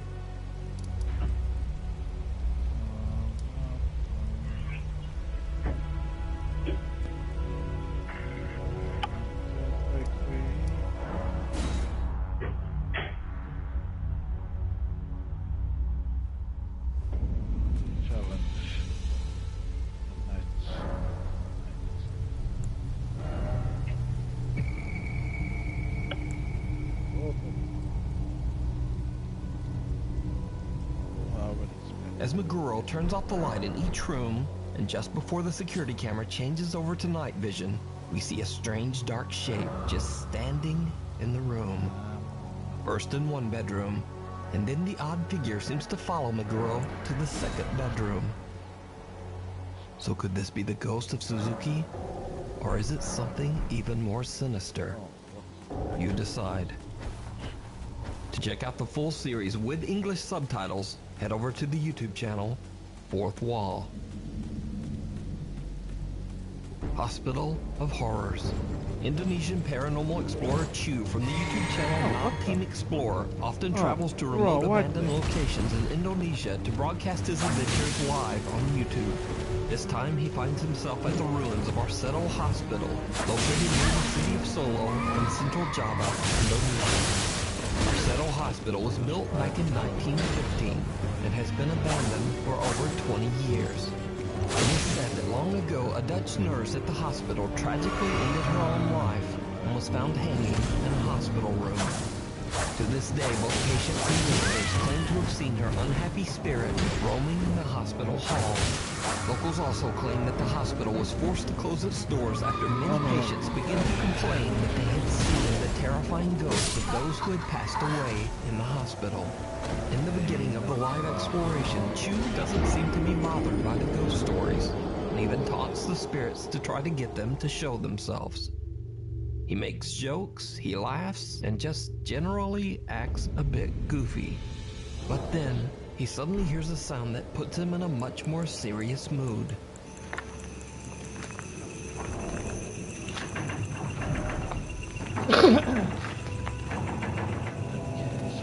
Halo?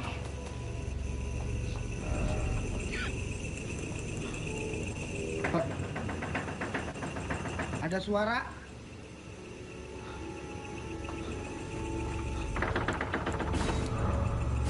Halo? Ada suara di ini di pintu ini teman-teman. Astagfirullah. Tar dulu, ada suara itu merinding gua. Aduh biung. Tar dulu. Ada suara. Ada suara dari pintu. Sumpah.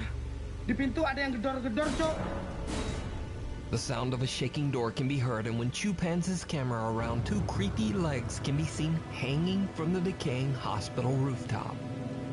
Chu doesn't notice the legs, but when he goes back seconds later, there's nothing there. Now keep in mind, Chu is live streaming his investigation, proven by the fact that he actually interacts with his live stream audience. And the live audience saw the hanging legs and starts flooding his live stream with messages.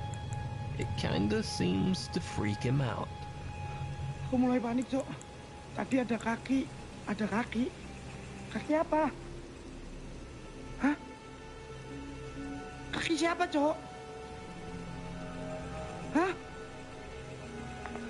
Jangan nakut-nakutin ya, ini aku baru masuk loh, guys. Hah? Kaki siapa? Unaware of what he has captured, Chu continues to explore and begins joking around again. Well, at least he jokes until something shocks him to his core.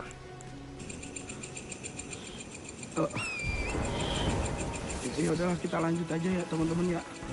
Ya Allah ya Robby, apa itu?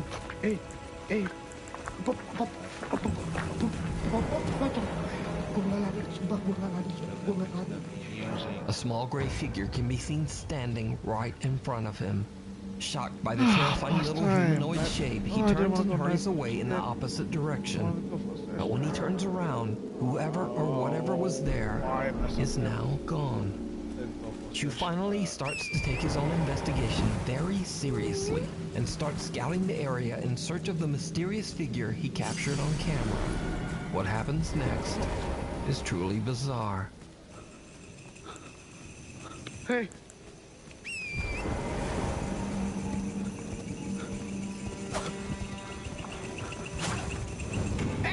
Apa itu?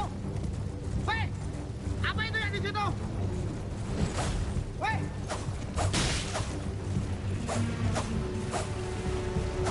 Siapa itu?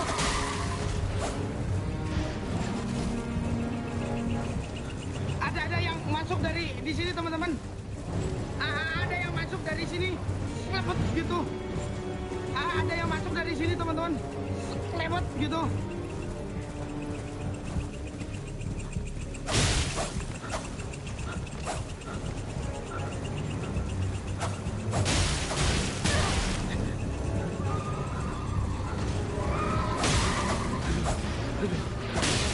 A figure that looks like a young girl moves out of sight behind a wall on the left.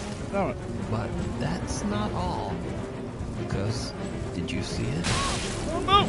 Even the explorer Chu doesn't notice, but there is also a second large dark figure watching him from the weeds on the right. Both of these figures seem to simply disappear into thin air on the live stream. So are these the spirits of patients whose souls were never able to leave the hospital grounds? Is this creepy hanging apparition the spirit of the Dutch nurse who tragically took her own life? Or is it all just an elaborate hoax? You decide. Thanks so much for watching. My upload schedule is all messed up these days, so please subscribe and hit the little bell so you never miss an episode. Instagram is there, Twitter is there, and blah blah. Hopefully, I'll see you next time.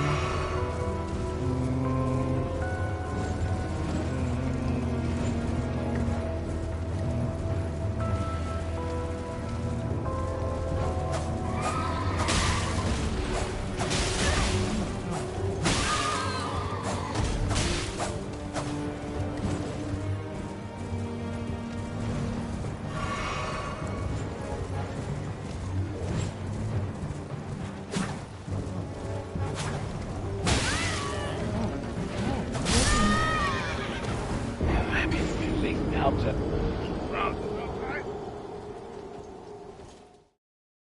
Nick survived.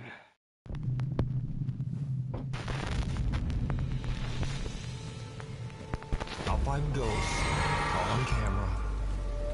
Meanwhile, on TikTok, paranormal investigator Bradford from the YouTube channel The Haunted Lair travels to the abandoned Lakeville State Hospital in Massachusetts.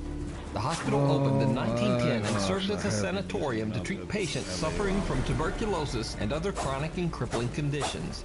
Sadly, the patient list included many abandoned and orphaned children, who were often terribly mistreated by the hospital staff. It is rumored that many of these children were buried on the hospital grounds in unmarked graves. Lakeville Hospital was closed in 1993. The large property has been left empty and abandoned ever since. The old hospital is believed to be haunted by the patients who passed away inside its walls. Bradford is joined by his friend Nikki as they explore the creepy hospital. When they find the morgue, Bradford decides to lay down inside one of the morgue's empty body storage lockers. As he's laying there, he experiences something absolutely chilling. Make some kind of banging noise?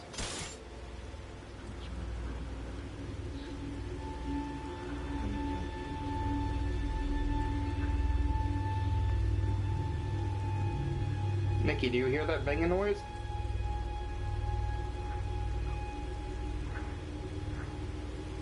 I'm not moving, and it's in the same bed as me, dude. Who's here with me?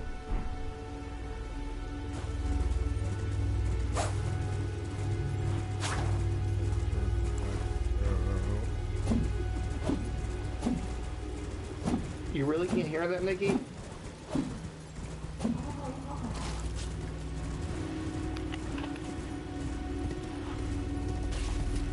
You're gonna have like 15 minutes that you're trying to listen to right now.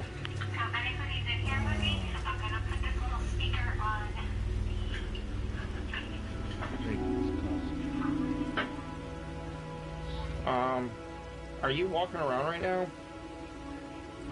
Mickey? I'm right here. You're not moving? I'm right here. I legit just had a shadow at the bottom of my feet. Daughter. Bradford begins to hear a strange tapping sound coming from somewhere nearby, somewhere inside the morgue body locker with him. But things get even stranger as he sees what appears to be a small shadow-like apparition moving upwards and out of sight. He immediately asks his friend Nikki if she's moving around or possibly casting a shadow, but she quickly says that she hasn't moved an inch, and even in the recording we can hear that there's no sound of anyone moving. Barricade shield. Are you walking around right now? Mickey? You're not moving? I'm right here. So is the Lakeville State Hospital haunted by the patients who passed away there? Let me know what you think. Bradford shared his creepy clips on TikTok, and you can also see his full exploration of the Lakeview Hospital on his YouTube channel, The Haunted Lair. German TikTok user Arvin.de travels to the hometown of one of the most well-known exorcism cases of all time, that of Annalise Mickels. In 1975, Annalise Mickels' family claimed that she demonstrated strange behavior and dark supernatural abilities. Even Annalise herself claimed that she was possessed by a demon. The church was called in, and Annalise Mickels went through a total of 67 exorcisms. She passed away under mysterious circumstances in her home at the age of 23. German TikToker Arvin finds a cabin that is said to have belonged to the Mickels family. When he records the inside of the cabin for his TikTok page, he has no idea that he's being watched by something.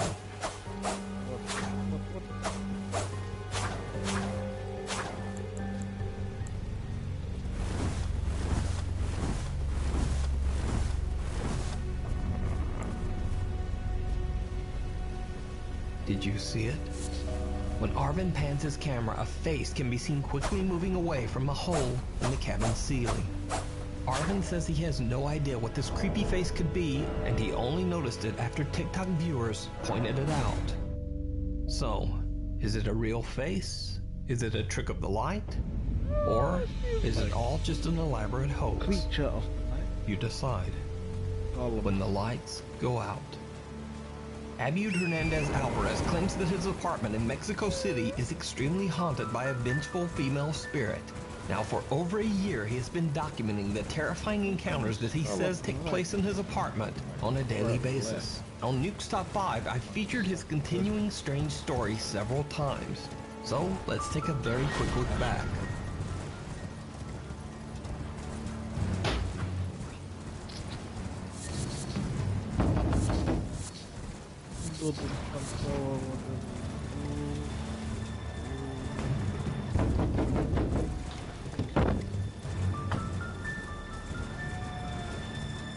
Even creepier, Abud has had some chilling physical encounters with the spirit that haunts his apartment, including the disturbing sound of high heels walking through his home when no one else is there.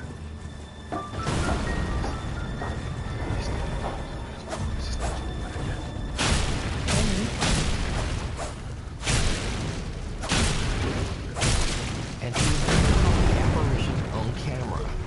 Oddly enough, to this point, the spectre has only appeared in the reflection of mirrors throughout his house. Once in his bedroom mirror.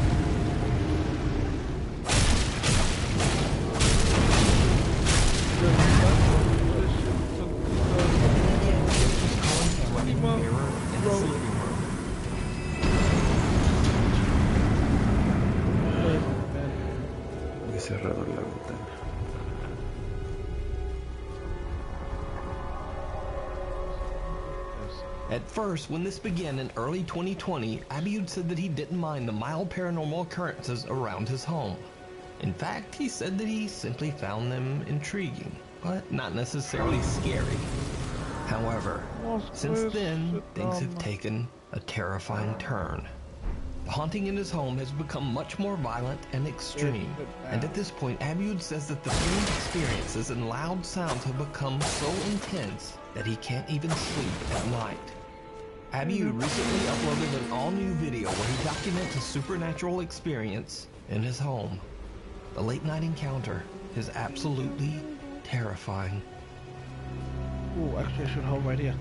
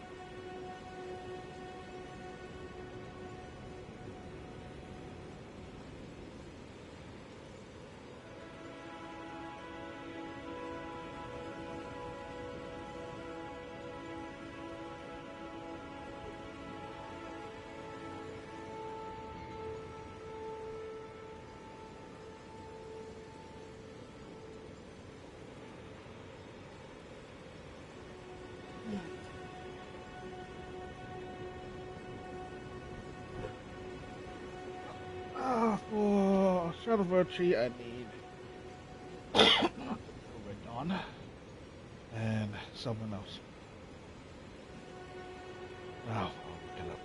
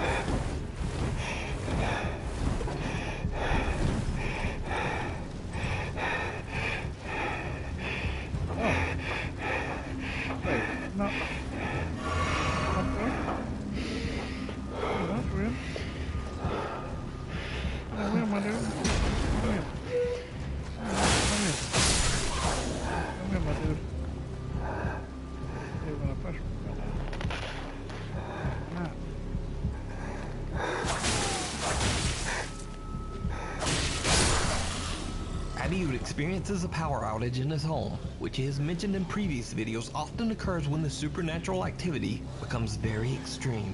So he grabs his camera and starts to record. He experiences a few chilling events, but then he once again hears the loud clack of high-heeled shoes on his floor.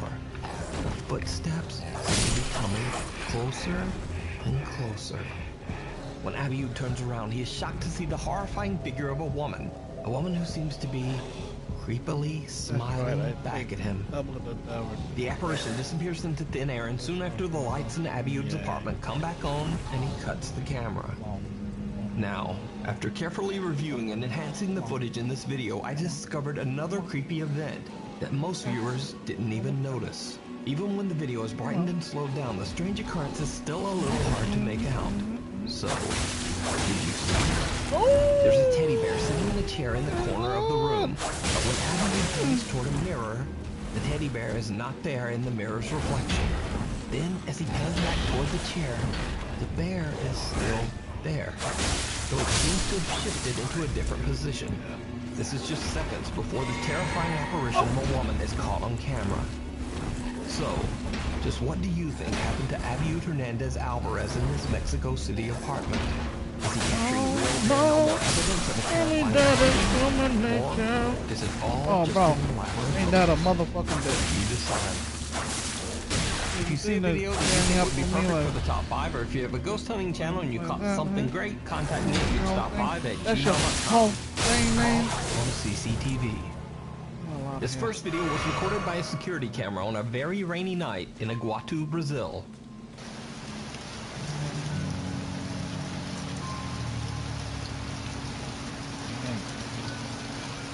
I don't think anything.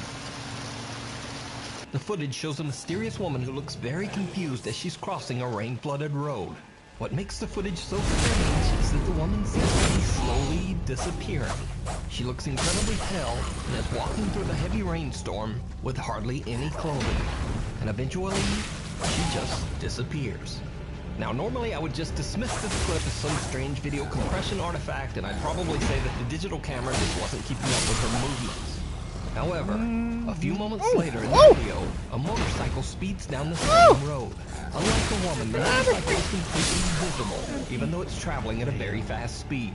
Likewise, the truck in the footage is completely clear. Brazilian video experts are baffled by the bizarre footage. However, locals believe that the strange woman might be the ghost of someone who lost her life on this small stretch of road. And their arguments are fairly compelling. Because just why was this woman walking around out in a storm in the middle of the night, in the middle of nowhere, on a dangerously flooded road? Let me know what you think. Nuke Stop by viewer Jesse Worthington emailed me directly about a video he recorded of some bizarre CCTV security footage. The video shows something Jesse and his friend Sarah just can't explain. And I can't really explain it either. Yeah. And now they got 2 kills. Whoa. Whoa. Yeah. Whoa. That ain't nothing. Wait till she slows it up. You see the face? Right there, that was the face. No, not yet.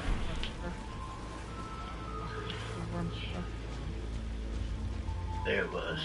It's coming right there. Yeah. See right there. Whoa. Yeah. Like I want a shot from this too. When we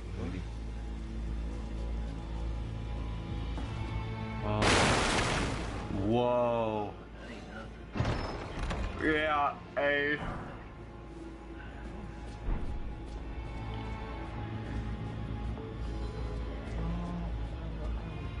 What? Last one is what you yeah. What the hell did I say? There. See that? There you go. There you go. Whoa. No way. The recording shows a bright light seemingly peeking from behind a house in a suburban neighborhood. The bright abnormality changes shape as it appears multiple times. Then, it seems to morph into 2 separate lights and just floats away and disappears. A group of friends watch in disbelief. Jesse thinks that it might be some kind of entity accidentally captured on CCTV. As for me, I've honestly never seen anything like this. But just what do you think?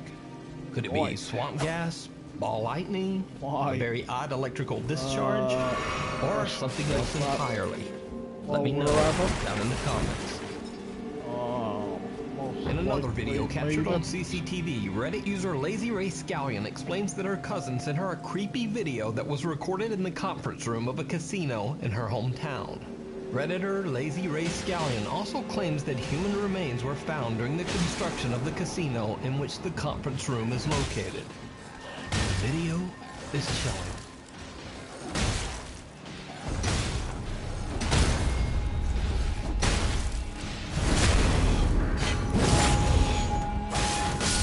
Just as the clock hits the midnight hour, a shadow-like transparent figure can be seen walking from one door to the other in the back of the conference room. Again, I might dismiss this video as a camera glitch, but notice that the figure seems to appear through a closed door and exits through another closed door, which makes the footage very compelling. But is it real? Or is it all just an elaborate hoax? You decide. Yeah. A scary night at the movies. Yeah. In this next video, popular Chinese ghost hunter Xiao Long and his friend Xiao Shen are exploring an old theater in northern China that has been abandoned for at least 40 years. The 2 friends find old machinery, projectors, and films dating back to the 1980s. It's unclear why the large theater was abandoned or why so much expensive and collectible film equipment was left behind. As they explore the creepy building, the 2 ghost hunters try to lighten the mood and joke around as they find the women's restroom. Where do I go from here? Are you a woman? Are you ready? We are here. Woman, we are here. Welcome to Xiaolong and his friends speak English as they jokingly call out to the spirits that might be lingering inside the theater. Or at least the ones lingering in the women's restroom. But after the fun and games, things start to get a bit creepy. When they find the seating area and explore the theater's enormous stage, something seems to be there with them. Something terrifying. 封闭是不是？怪不得他妈这老他妈啥了。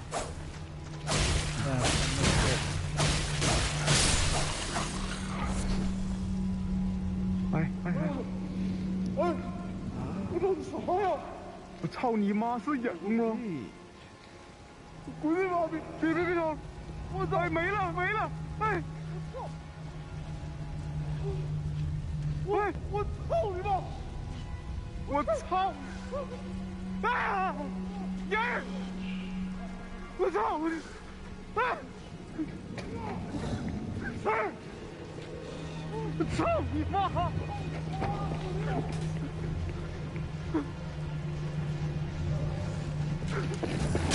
哦！我去你妈呀Xiaolong and Xiaoshen watch in horror as two mysterious unexplained figures appear right behind the theater's screen.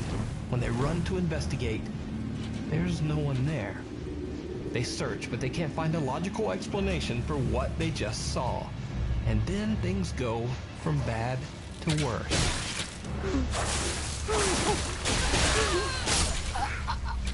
是我们俩，我听得懂后面反光，哪反光？不对，那不可能是咱俩。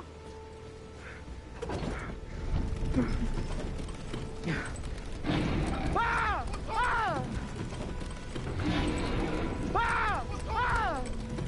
我操！我操你妈！谁呀？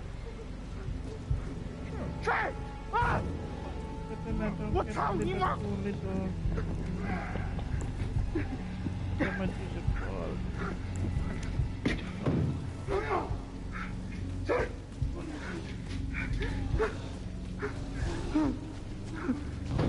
我操！我去！操你妈！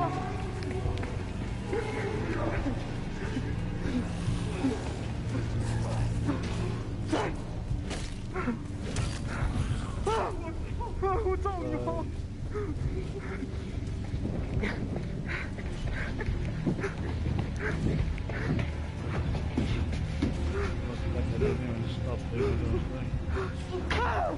我操你妈！我赢了！我操你妈！别鸡巴吃了！他妈的，过来！我没吃呢！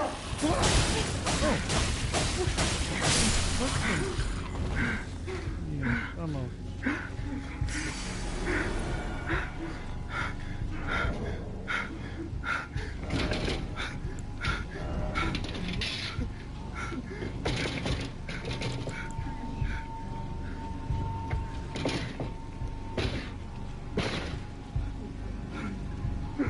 谁？哎呀，可以。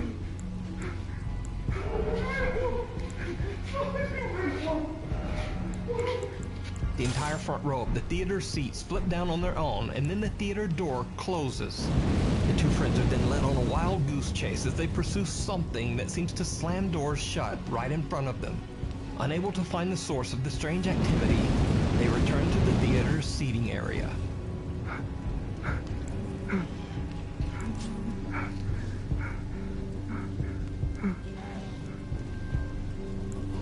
Oh, this is...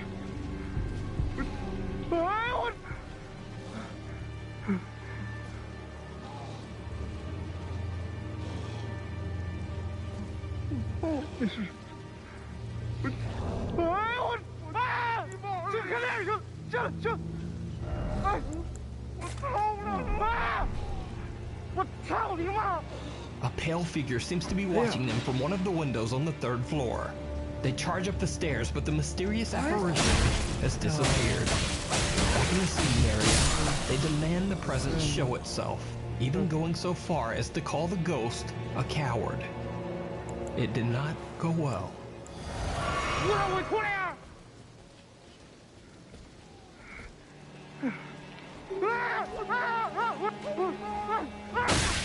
操你妈！操你妈！操你妈！哎呀！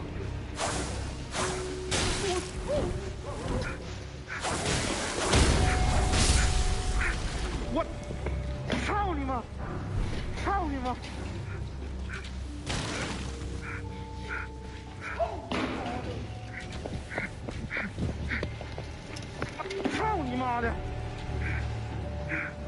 A small bucket lying on the floor seems to move on its own. So, obviously, they proceed to kick that bucket's ass. As you do when there's a haunted bucket. But then things get much more serious and downright terrifying. 我操！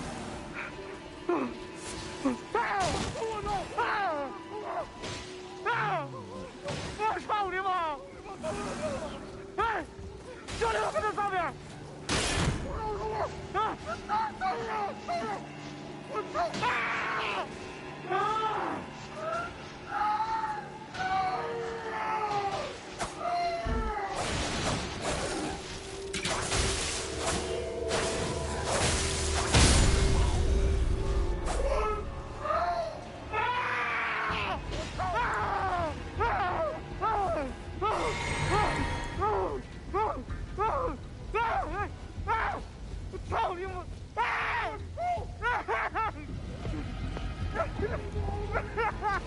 ！Even though there doesn't seem to be any electricity in the rest of the building, the theater lights seem to be powered and suddenly turn on by themselves.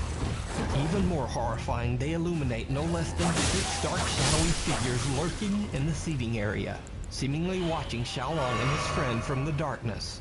The two explorers are absolutely horrified, but things get even worse when all the lights suddenly turn off, including the explorer's handheld flashlight. Once Xiaolong gets his flashlight working again, the two make a run for it. You can watch this full exploration over on the YouTube channel, Outdoor Xiaolong.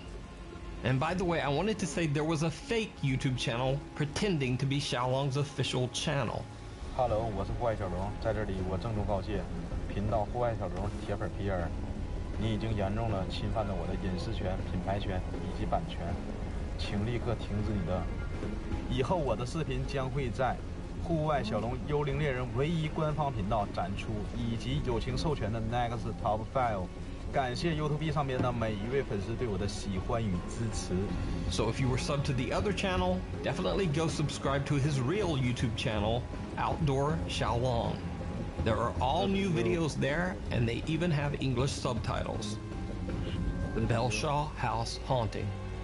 In the 1870s, in the small California mining town of Cerro Gordo, California, 2 children were playing hide-and-seek in the house of wealthy local businessman Mortimer Belshaw while he was out.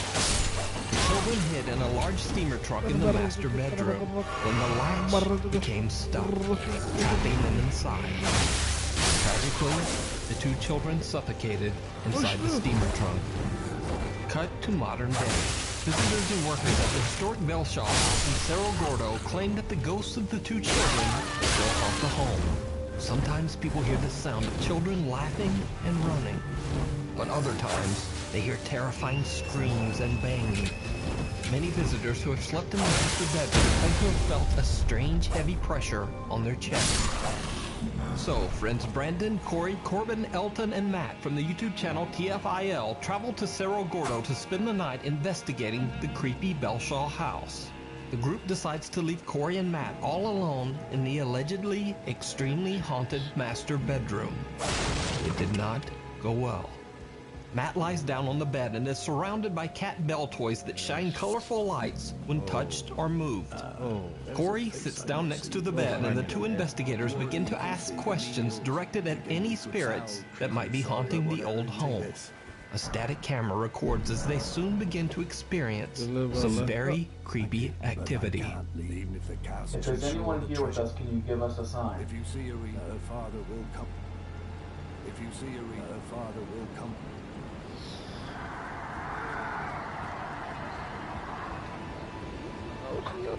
Did you just hear that? What'd you hear? You're joking. What'd you hear? Dude, what'd you hear?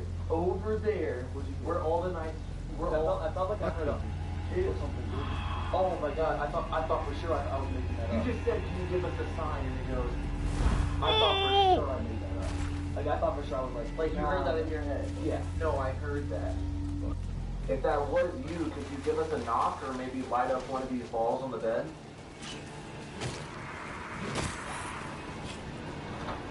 Are you hearing this over here? I didn't hear that one. Dude, I'm freaking out, bro. If you were a boy, can you knock one time? And if you are a girl, can you knock 2 times? You heard that shit over there? You heard that shit? You heard that, right? I thought it was 1. Corey and Matt both hear a strange sound that seems like a deep breath. Not once, but twice.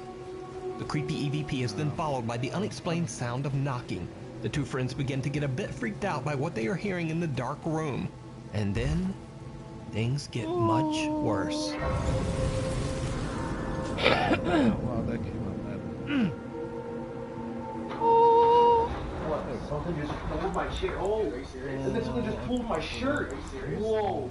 Dude, no. I'm not even kidding. Are you serious? Was this open? Yeah, that was open. Dude, something, I felt the chair go like that, and then as I stand up, I feel my jacket go like that. How was it? Oh, and the chair was like this. I'm not even kidding. Like, as I'm sitting on it, I felt the chair creak this way. Corey jumps up, saying that he felt like the chair he was sitting on was being moved around and that something was pulling at his jacket. What the two don't know is that the static camera in the room captured something that they couldn't see. Something absolutely terrifying. So, did you see it? Right before Corey jumps up, a strange white figure can be seen floating towards him and then disappearing into thin air. Now, I'm not entirely sure what to think of this bizarre figure other than to say that it does look very odd. So I leave it up to you to decide. Is it real, or is it all just an elaborate hoax? You decide. You can check out this full video over on the YouTube channel, TFIL. Thanks for watching. Please follow me on Instagram here and on Twitter right there.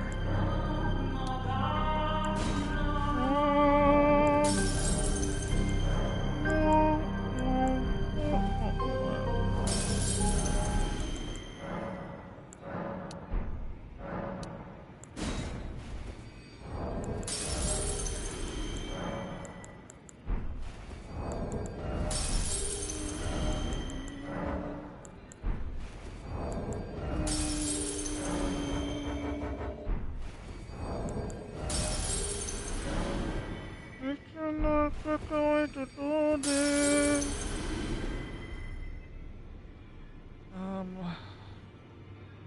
Yes. Oh, you I see you've just arrived. Well, I teach and explore so that one day, ensuring by the way. You do. Most tarnished are blind to it these days. You are some, well.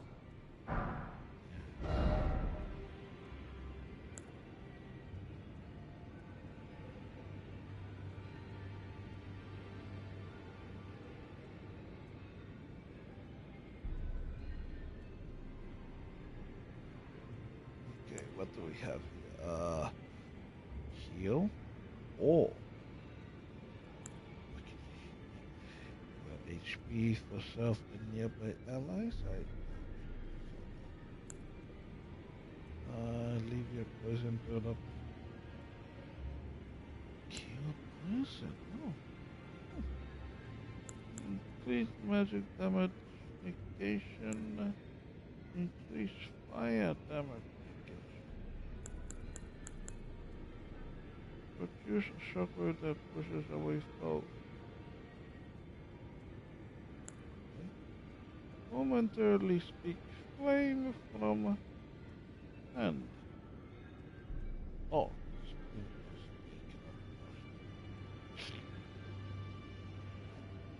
spark flame.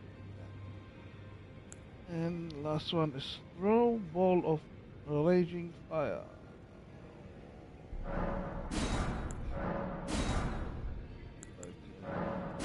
Like, we have that finger thingy I need to test. No. May the Golden Order shut. I don't believe we've met. I'm known as Heed, those who all the more, unless you would. Those who all the more. Those who live in death should be left all the more. Okay,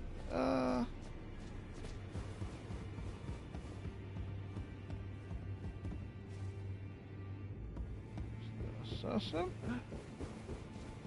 I forgot when I first you, but yeah, sure. What am I looking at? Ah, this.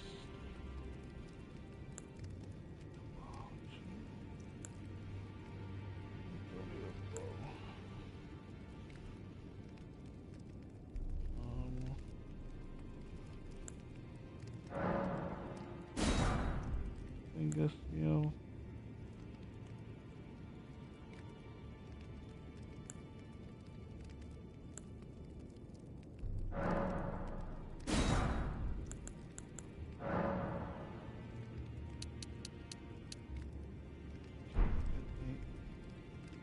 Eight, two. Right. Because I don't have enough. Two more grand if I want the whole set.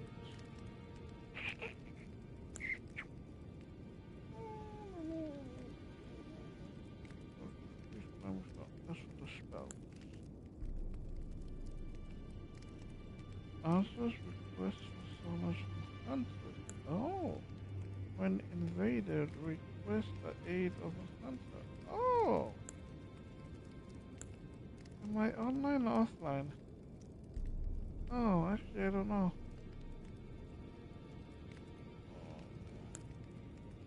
Grants the blessing of an equipped great rune upon use. Grants the blessing. Oh, yeah. See. So, what's this? Take on the appearance of a host of fingers. Okay. And you take on appearance of a cooperator. Okay.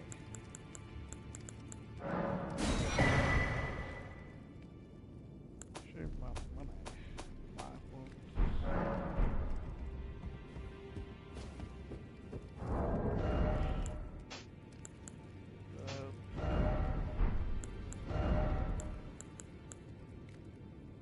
can I put this on the hand? Yes.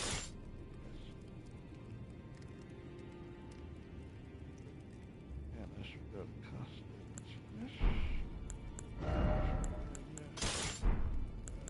I don't have arrows. Alright.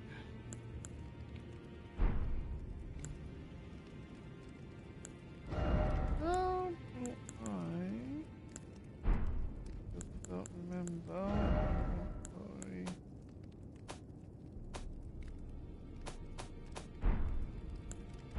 Ah, I know how.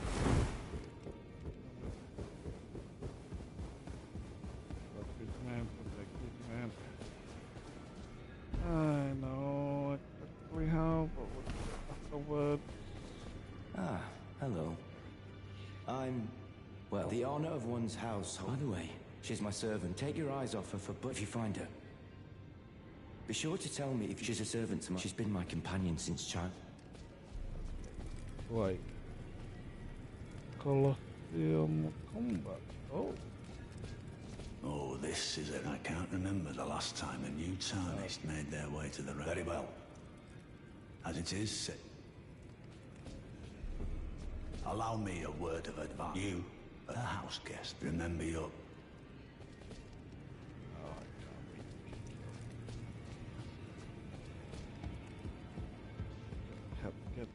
spoilers of some new weapons one-hitting Yawn. Annoying ass. Should I get more debuffs? Should I get more debuffs? Should I get a hug? Should I? Get a debuff. Extra debuff. Read all about it.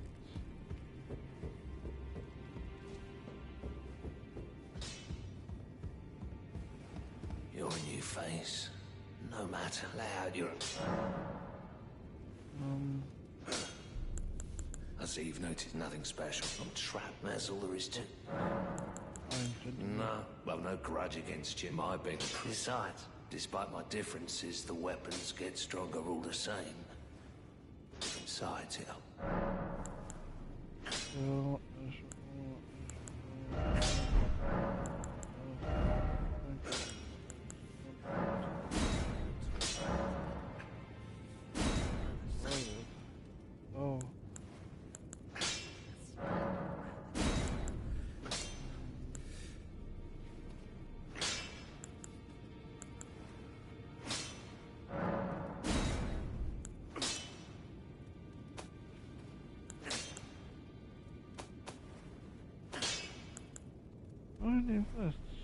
Oh, wow. It's the white stuff, is it not? It doesn't, it must be saying, okay, I don't know.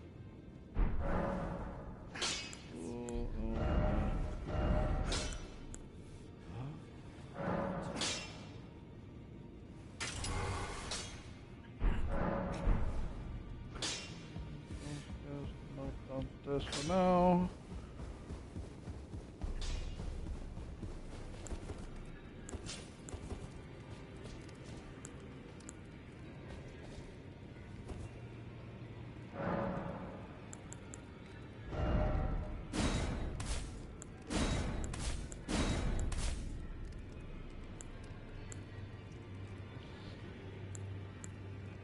Cost 11.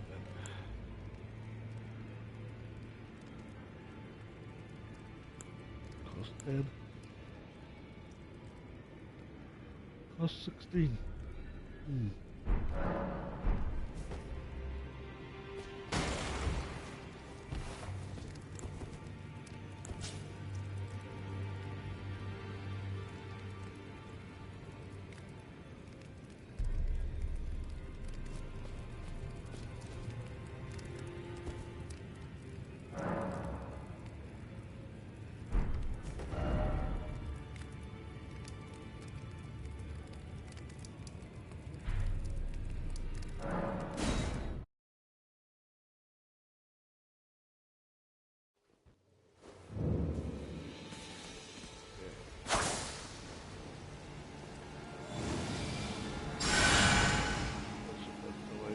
That.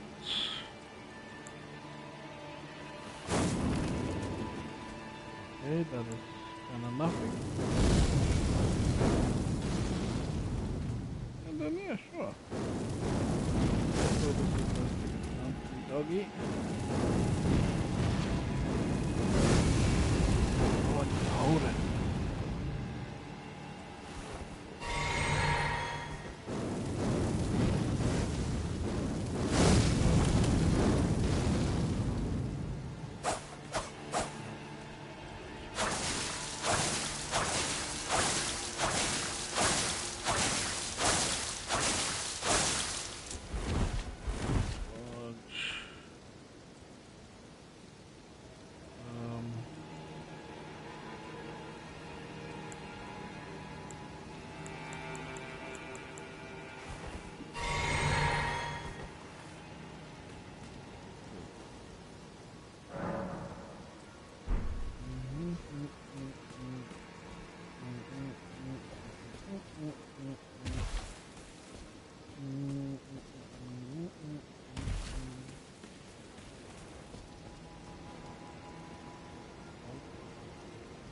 Any other loot?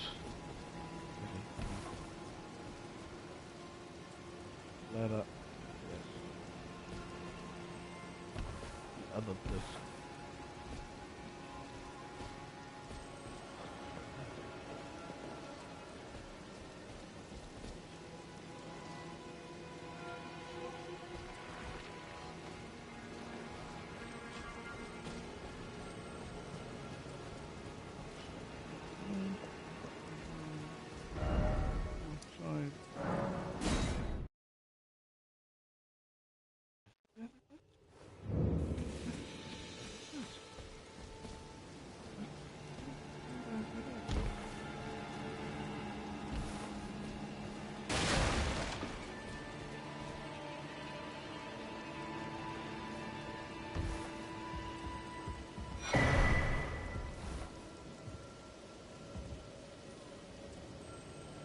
Alright.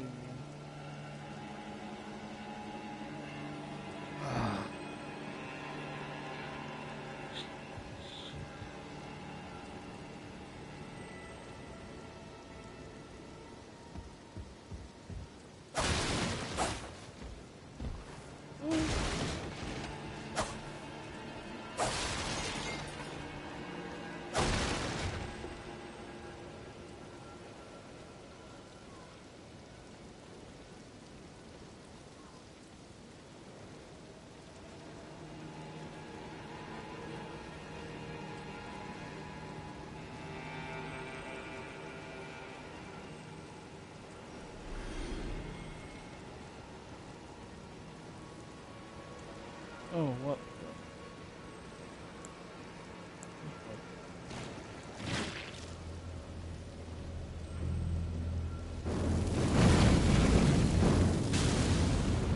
Oh, fire! Oh, fire! That's very cool. No. Wow, is there any loot there?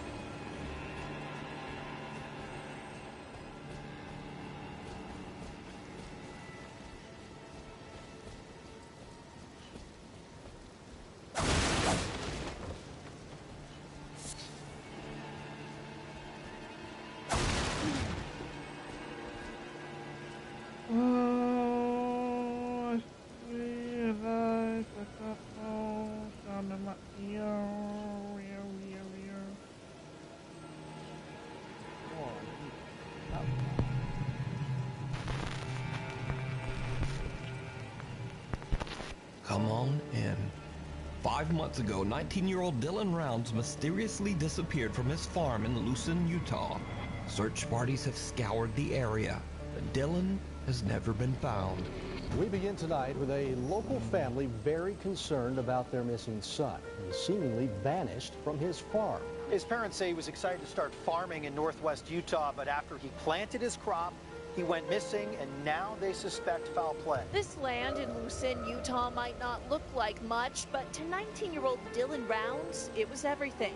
I'm convinced that it's foul play. Every vehicle he has, a retractor, everything is accounted for and in place. If you know anything about Dylan's disappearance, his family is begging you to call police. Lance Kelly from the YouTube channel Earthworm Infotainment decided to join the search for Dylan Rounds, investigating the many abandoned mines and caves in the countryside nearby.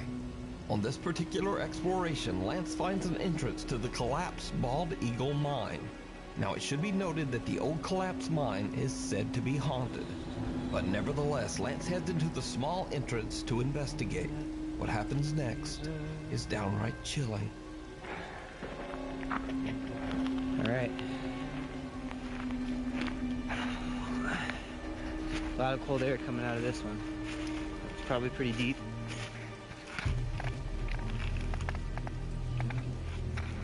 Anyone in here?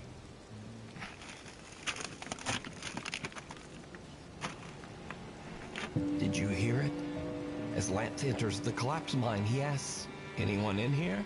To which someone or something seems to reply, "Come on in." Now, the sound is a bit difficult to hear as Lance's feet are crunching against the loose gravel on the floor of the mine.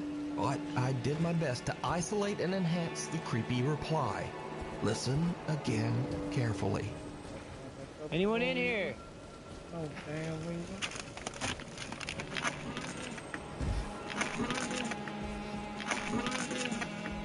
As Lance treks further into the abandoned mine, it soon becomes clear that the passage is too small for anyone to be hiding inside.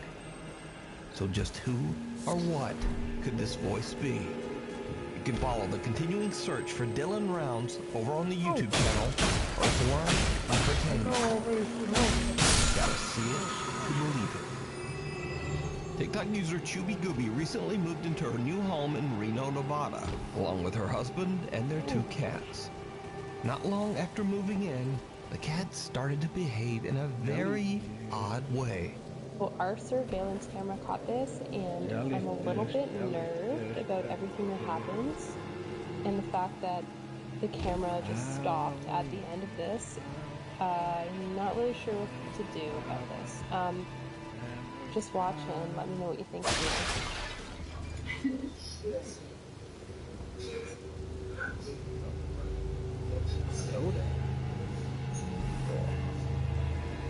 My cat never comes up to me like this unless she wants food, so that might have been what it was, but she was acting particularly weird.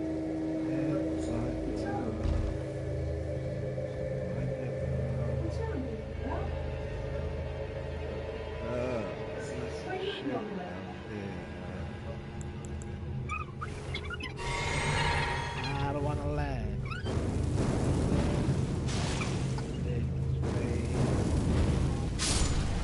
Our cat just walked away from me, and I felt like she really knew it was coming.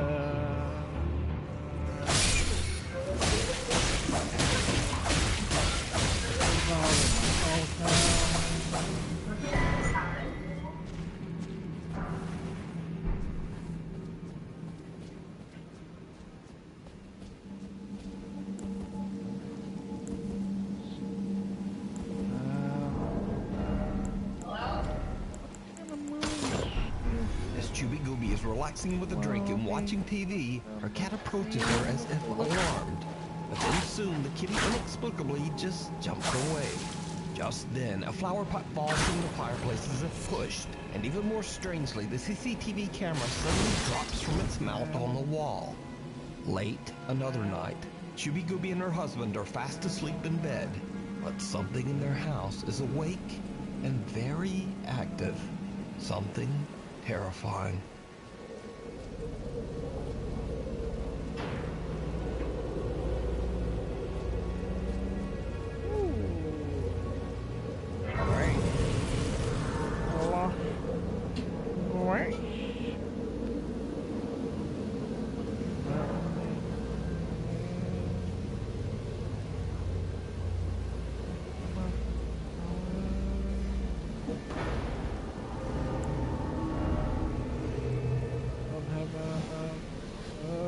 fully asleep at this point, and I was trying to wake up.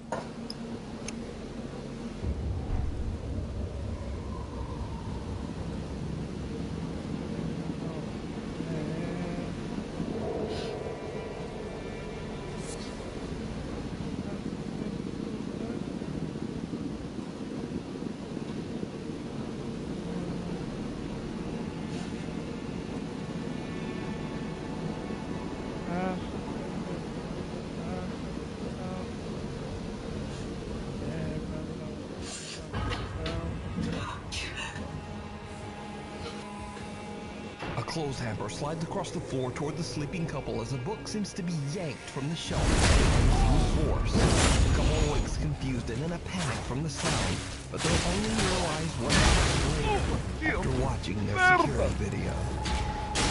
Even after the events in the house, Chubby's husband is still skeptical. But one night, Chubby hears creepy sounds coming from the basement. After a long discussion, she convinces her reluctant husband to head down to the basement with her to investigate. It did not go well. Can't believe they have me recording this. What do I know? You don't know.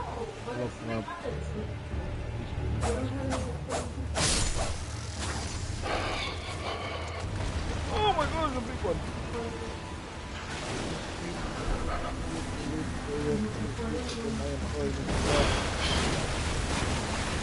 Can you explain that? Exactly. I think you're exaggerating. Look, it's a basement.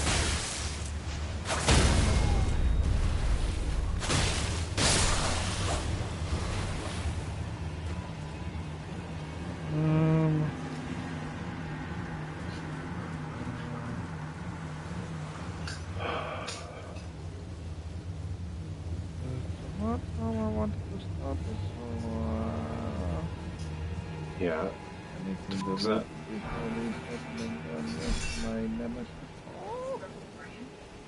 Yeah, that happens.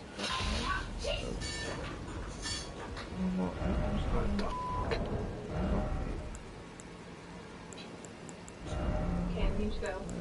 Go. Go. Oh, where? Go upstairs. Go upstairs.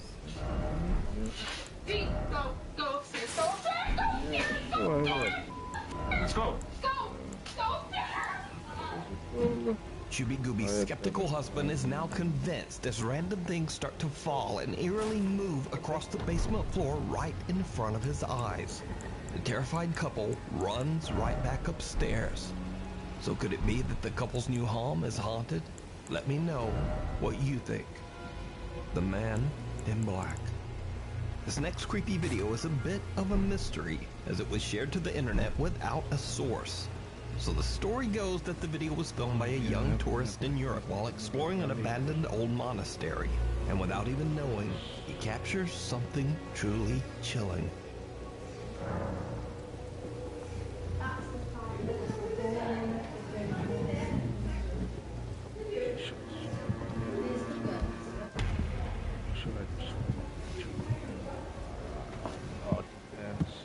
A figure dressed in what looks like a long black monk's robe appears briefly in the doorway before just disappearing into thin air. The tourist didn't even realize what he had just filmed and only discovered the figure when rewatching his footage later. But with no definitive source, is it real or is it all just an elaborate hoax? You decide. If you found a great ghost video online or recorded one yourself, please send it my way at nukestop5@gmail.com. Uninvited. Nick Perry from Roseville, California says that he witnessed a dark shadow figure while driving on the allegedly very haunted Dyers Lane Road 2 years ago.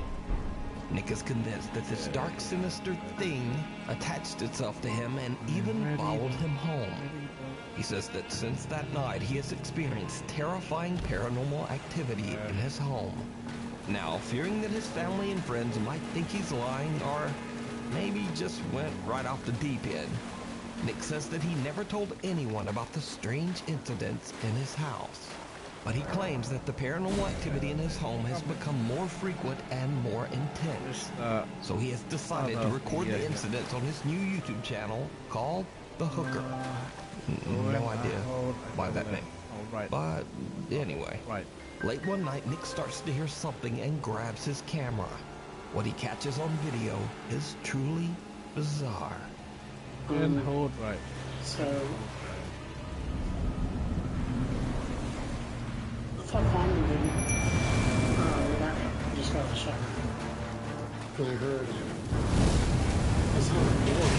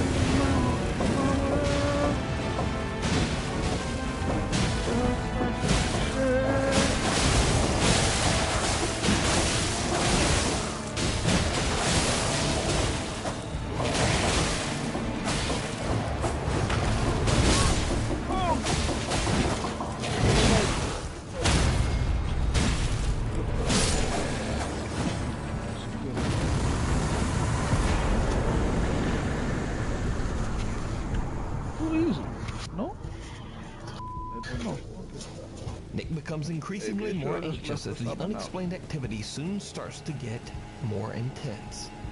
I remember that being a lot harder than I. Don't scare me, dog.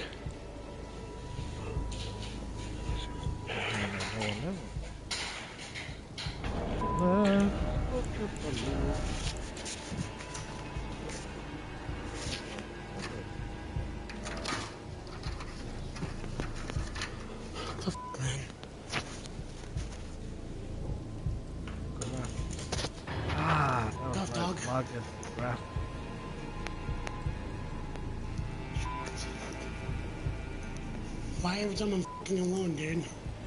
Unnerved by what he's experiencing, Nick's own dog scares him as he catches the window blinds moving on their own. Nick has no idea that things are about to take an even more terrifying turn. One night, Nick is taking a cute little video of his cat when he captures something downright chilling. Wow. What? What are you on there? This f***ing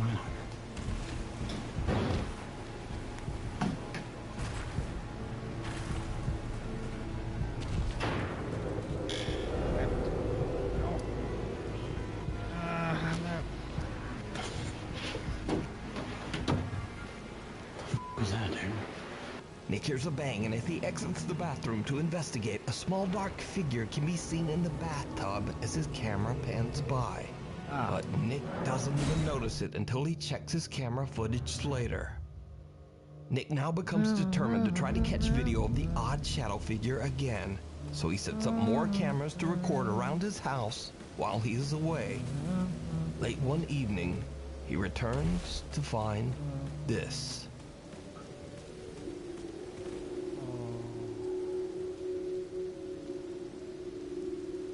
She is dead. Another of the year. Rena, how could this be?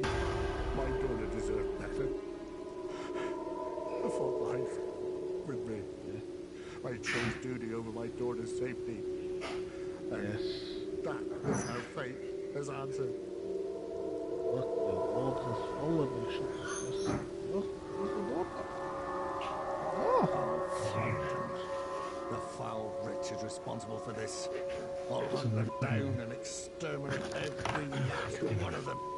Rest assured, Rena, it will be done. I'll find them. The foul will hunt them, rest assured. Good luck. I have own mission. Someone or something can be seen walking around the living room. but nobody's home. So just who or what is this? Nick believes that the dark figure he saw years ago on Dyer's Lane followed him home and is still haunting his house. But what do you think is going on here? You can follow Nick's continuing search for answers over on his YouTube channel, The Hooker.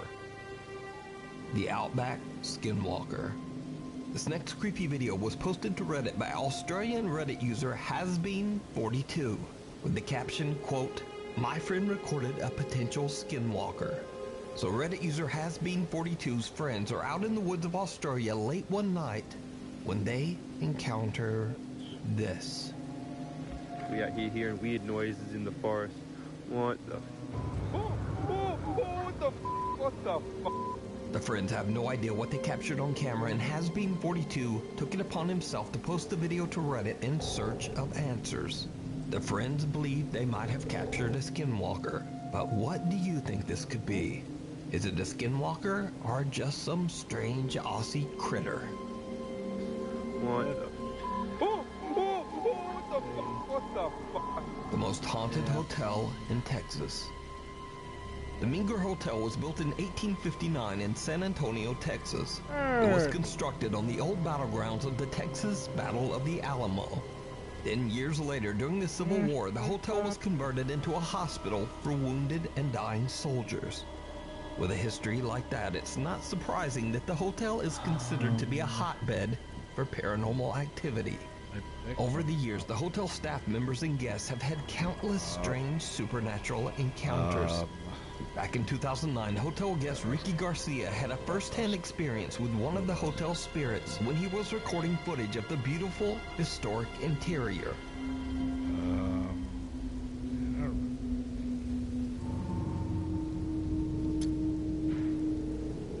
I wonder how this went.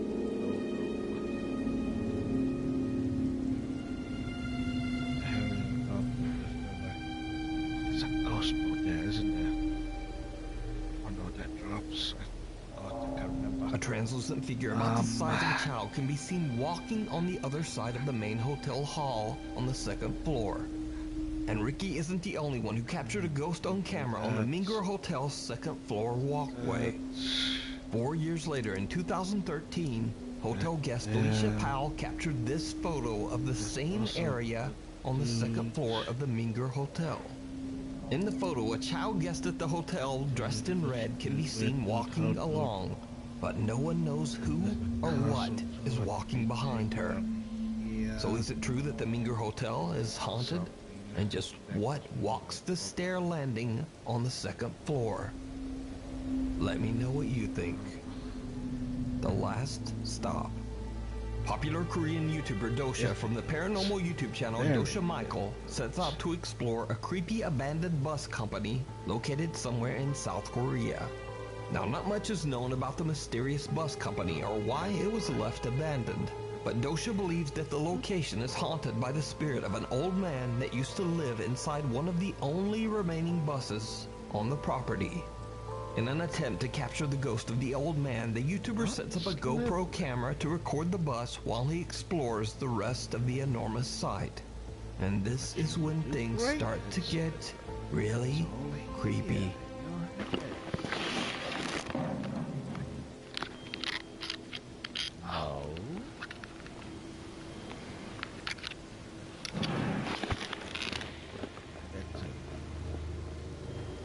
Gryffindor. 방금 소리 뭐 들었어요? 쿵 엄청 크게 소리. A loud bang can be heard, startling Dosha as he's setting up his GoPro. Now, a bit freaked out, he eventually leaves to explore the building. But after a few hours, he doesn't really find or experience anything in the abandoned bus depot. So he grabs his static camera and just heads home. But when Dosha looks back at his captured footage of the bus, he's shocked when he realizes what his static GoPro camera recorded. One that is needed late, one year ago.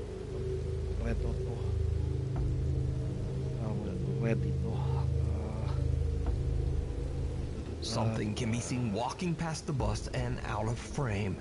Dosha has no idea who or what this could be. So, he returns the next day and leaves the GoPro in the exact same spot. What his camera captures that night is absolutely chilling. Because I fucked up everything, everywhere, everywhere. We win. Bloodhound Fang. This was great.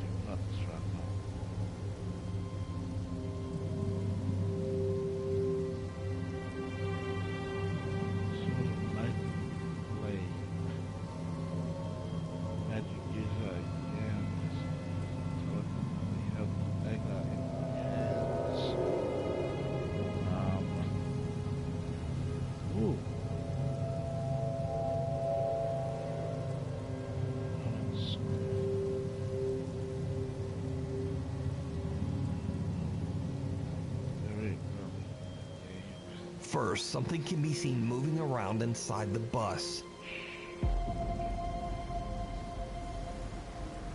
Then a little later, a dark mist-like figure can be seen looking out the window on the second floor before moving back out of sight. So could it be that Dosha captured the ghost of the old man who used to live inside the bus? Let me know what you think. You can watch this entire video and many more spooky ghost investigations with English subtitles over on the YouTube channel, Dosha Michael. Creature or compression? Pakistani Reddit user Phantom881999 says that late one night the strange CCTV footage was captured just outside his dad's workplace.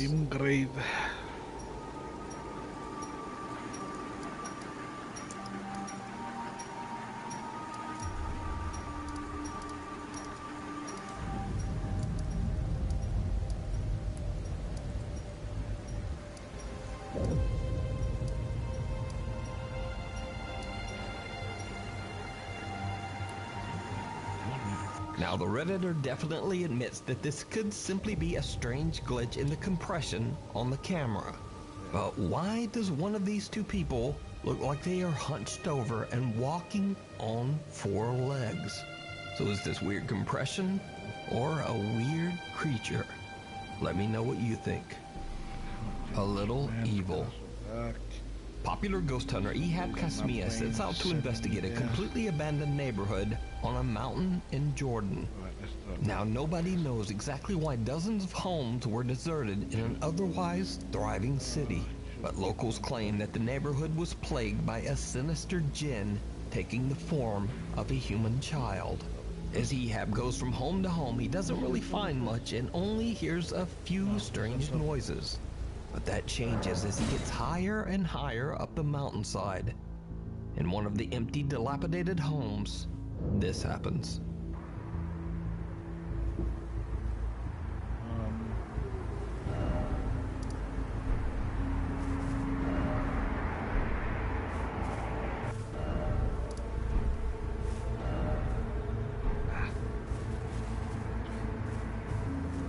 بسم الله الرحمن الرحيم أعوذ بكلمات الله التامات من شر ما خلق.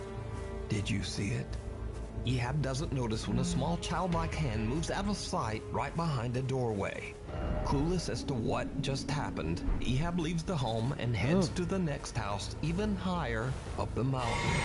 As he explores, something happens that shocks him to his core.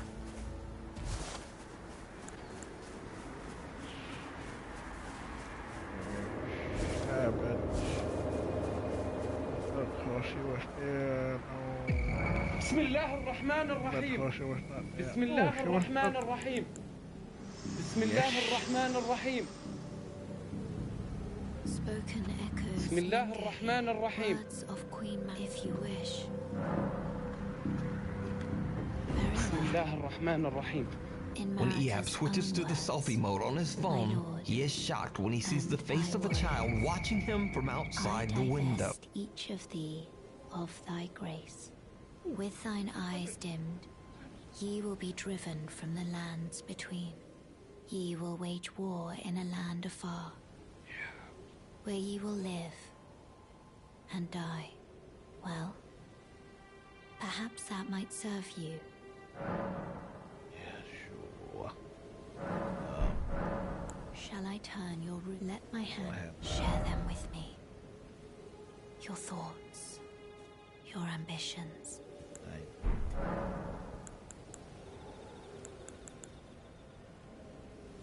What do I need to collect? How do I why that?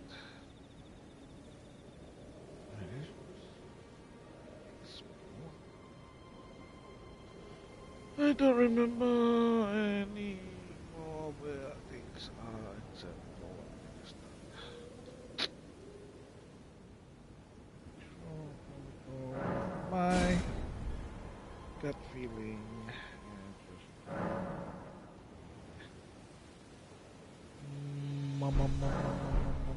moaning. Honey? What I? Huh?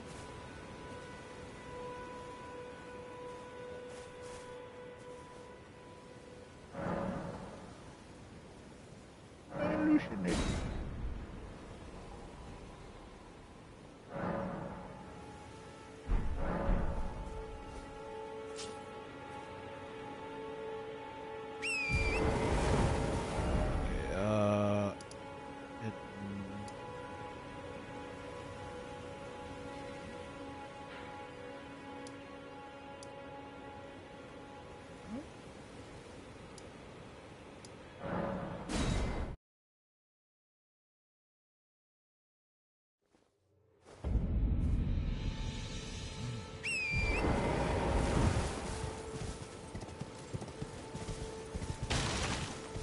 Ah! Good sir. I see. Hello? Is anybody there? Someone who might be interested in rescuing the great Kenneth Knight, servant to the true order and celebrated repudiator of the false. Well, that's no. No, the help is very much appreciated. Despite appearances, nobility is, you might have heard, untarnished. I want you to tonight come. What are you waiting for? My fort. Oh, I fret not. Celebrate. Oh, my meal. What the hell? No one knew this. Well,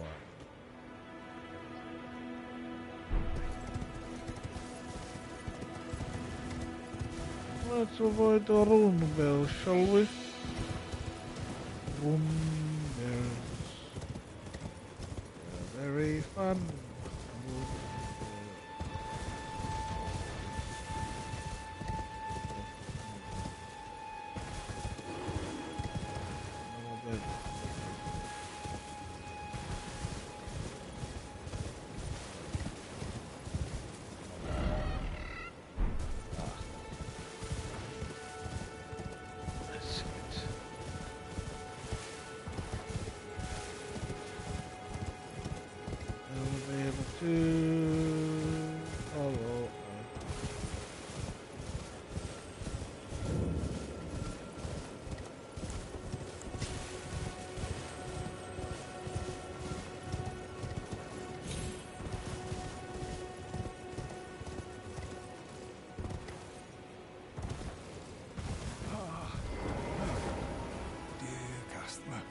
Yes, right.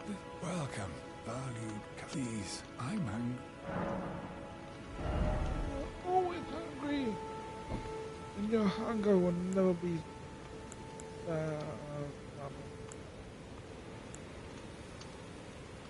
material used for crafting.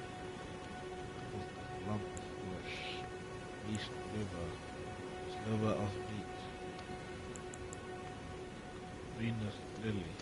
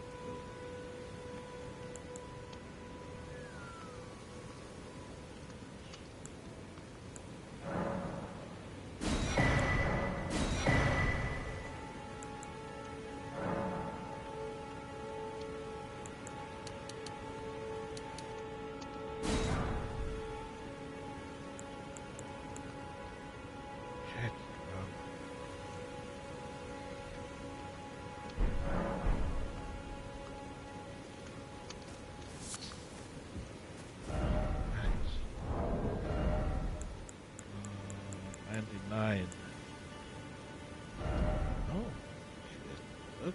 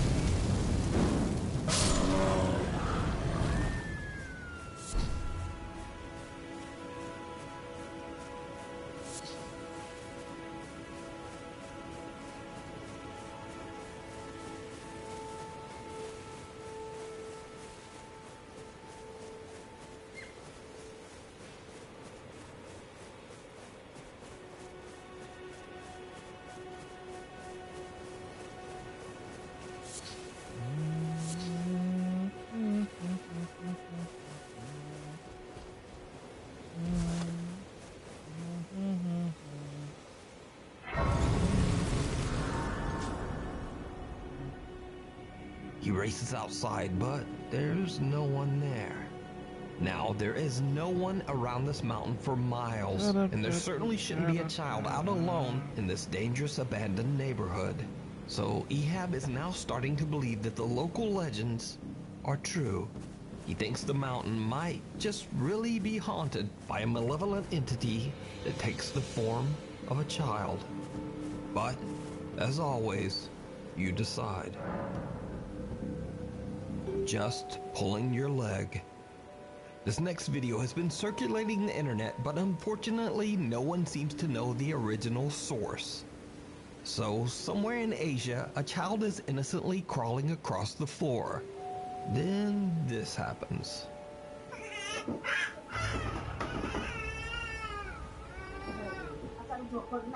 The light in the room suddenly flashes off, just as the crawling child's legs seem to be pulled by something that we can't see.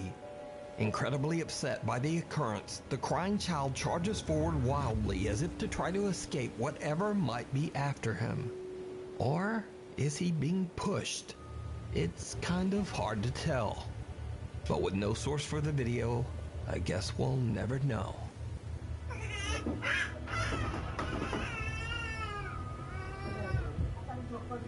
Thanks so much for watching. Lately, my...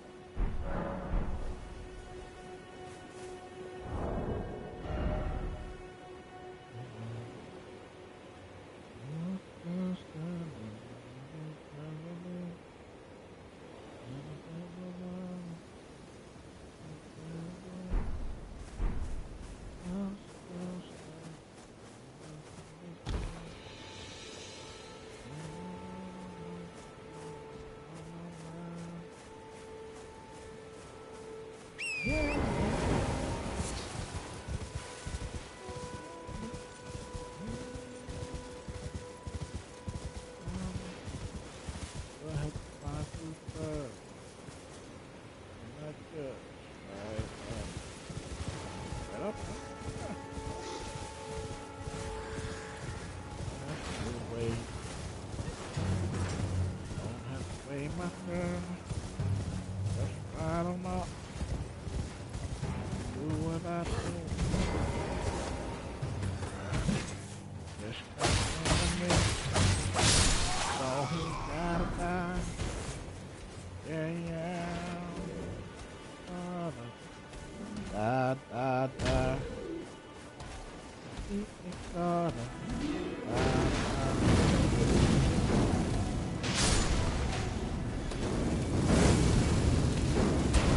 Ooh, this big head in the way. Big head in the way. Oh, nigga, please.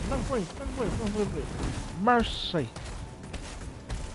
You know what I mean? When I say mercy, I mean mercy. Ooh. Still standing.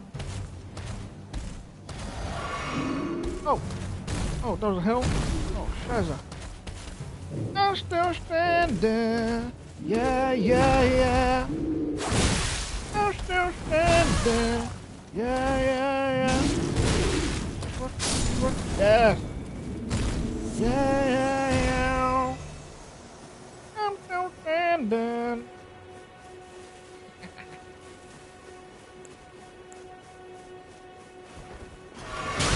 Oh.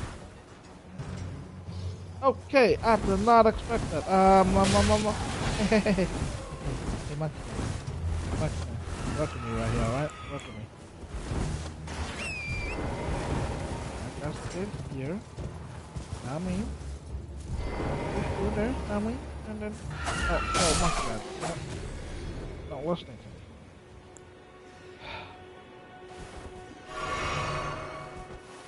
Oh, that's not more listening because she dead! Monkey man! I'm still standing. Yeah.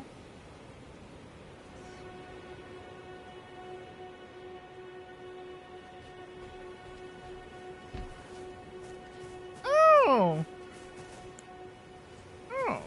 How do you do, neighbor?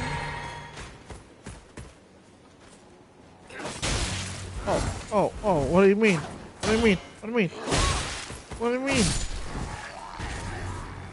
How did my dodge not register? Really? That's some BS shenanigans right there, man.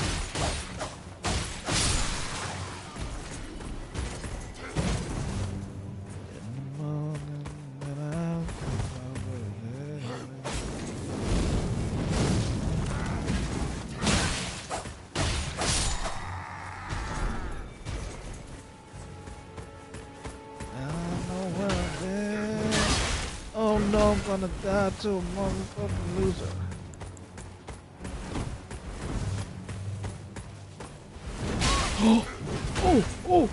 Oh, she's choking, but... Oh wait, have I been standing on my death? How many deaths is that? Damn it. I had that right now. How many times have I died so far?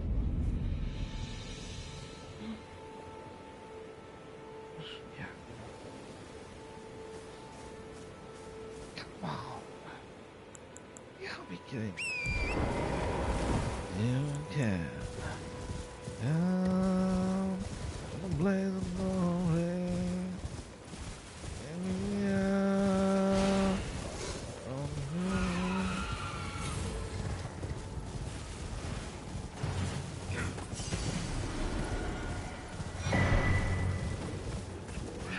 Go here and do this, do that, and do this and that, this, that. No thing, and then I do this, and then no thing, I do this,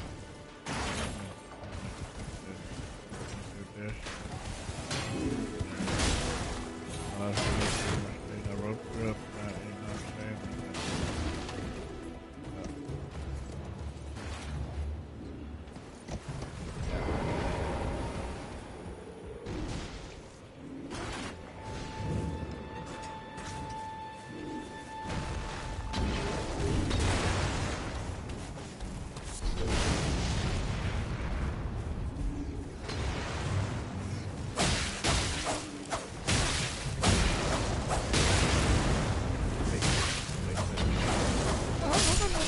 bombs don't affect you? Huh? That's some BS right there, man. That is some BS. Discrimination, man. Come on, Flame Man. Turn them obvious discrimination against animation. I'll be damned. I'll be damned. Oh. This was working. Oh no.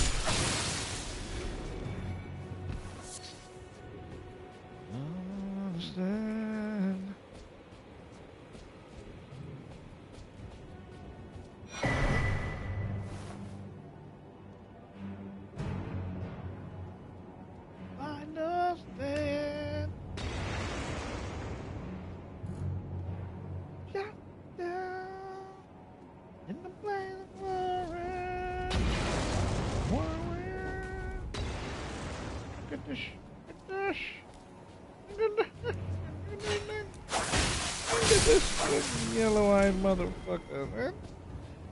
Oh, another. Wow, what the hell, man? What?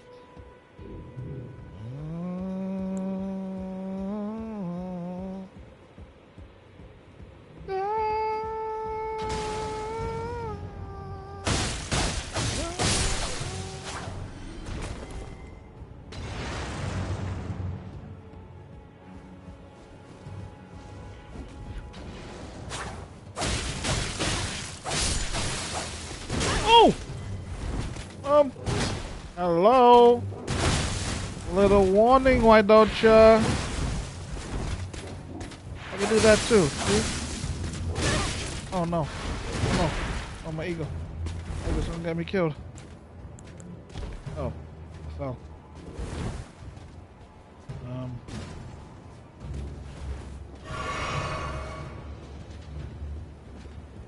That was all part of the master plan. This.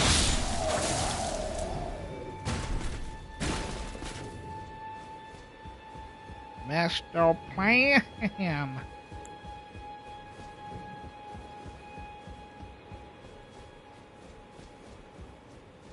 I'm going down.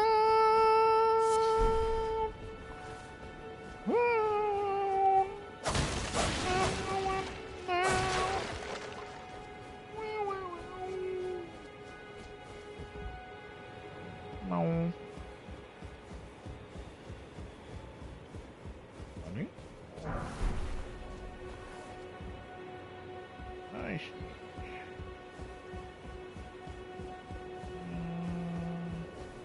This is the cost I get at the key for that. Is it the big ass elevator? To take me up to this snowy plains.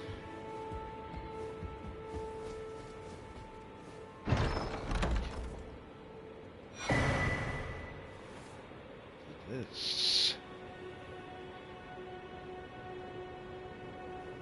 This. Oh, I was going to say this was Dectus. That was.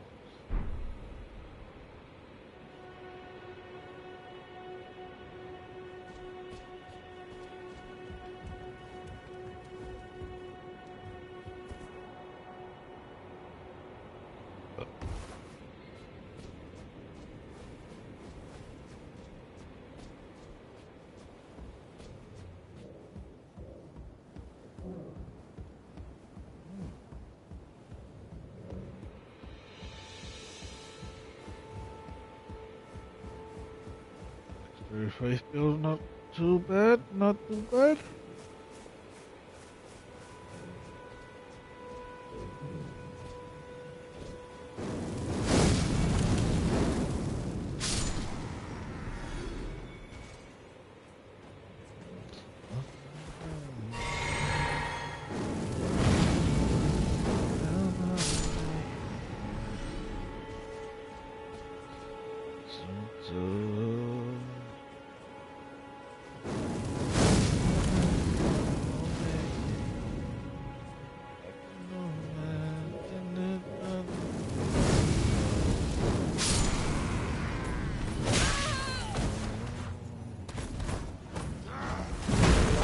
Whoa! Wait a minute. Walla walla walla walla Leo. Walla la la la la la la la la la Lilo.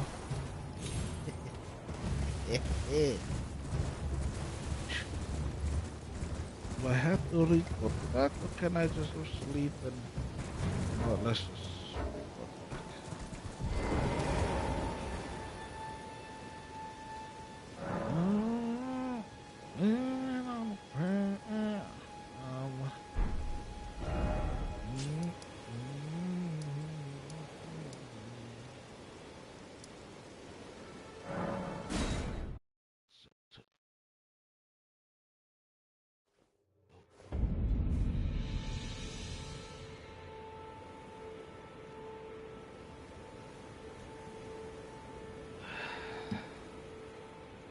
Baby, it's okay. Someday. No, no, we got no, no, no, no, no, no, got each other, no, no, no. Oh, no, no, no, Eagle, give me that feather. Ooh, another freaking bird. Ooh, and I got a sound from that too. I've been waiting for you with bated breath. Did you Well, manage wait to no longer. recapture my fort? Oh, excellent news. Just wonderful. What do you mean? I haven't even And the said it. knight's dead to boot. Well done, my friend. Well done indeed. I knew I was right to trust you. I mean, it's Now, a piece of shit. here's your anyway. reward, as promised. Go ahead. It's all yours.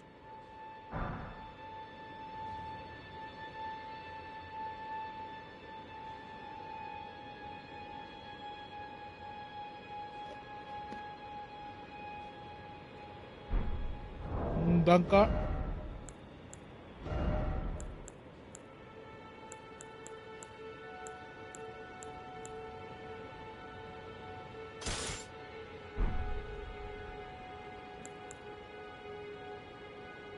Quick step.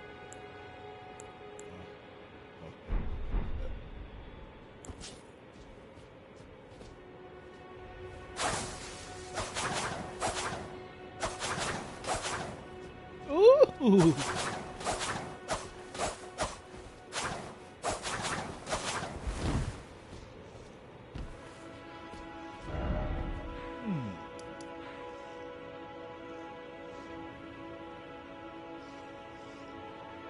Let me stop doubting my own self.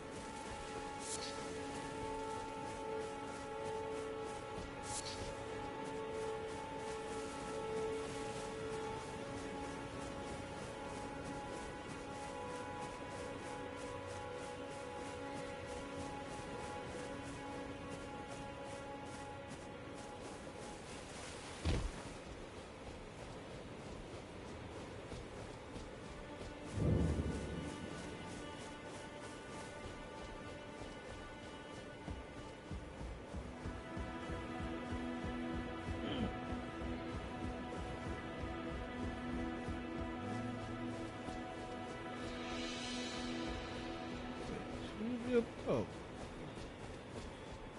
You know, Mr. Hey.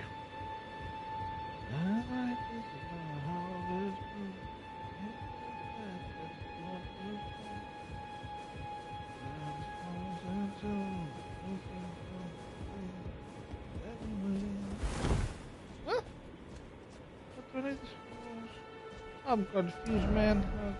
Okay, rest. Rest.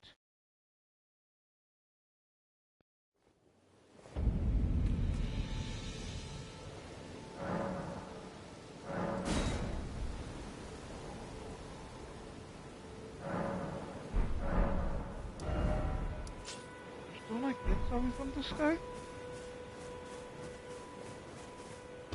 Or not? Am I just... I think I'm just making up bullshit. Okay, move on.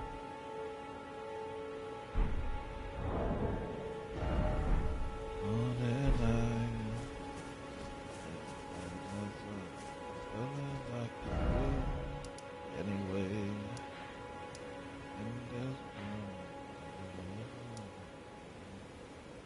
is there anything important on the cycles?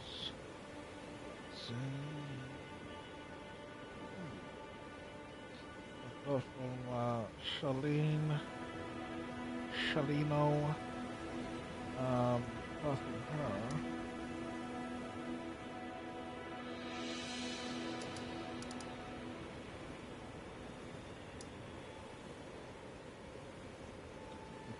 Scarlet side.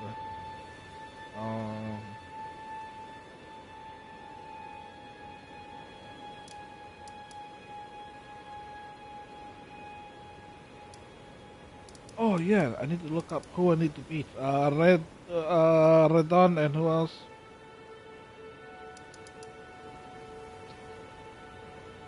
And yes.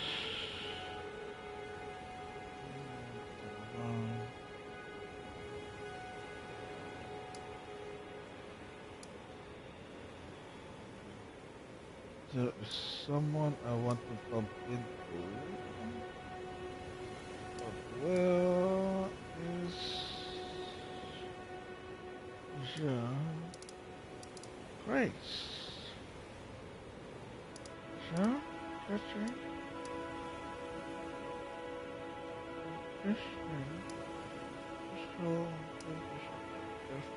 All that leaving.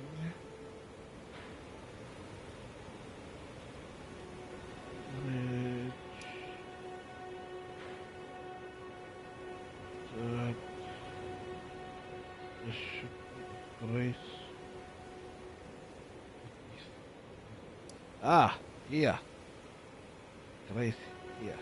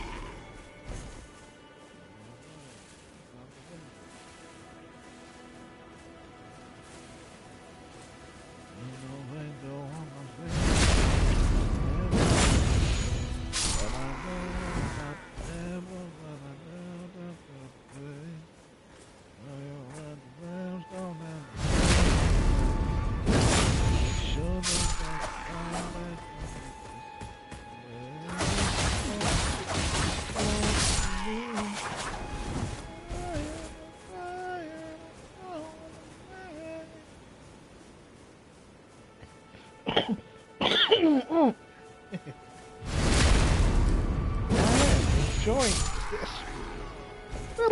So far. Oh! Hello, you.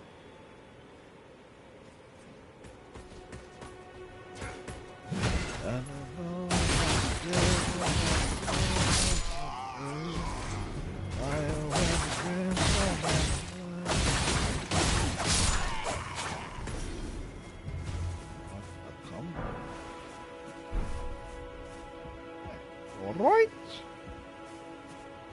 Let's go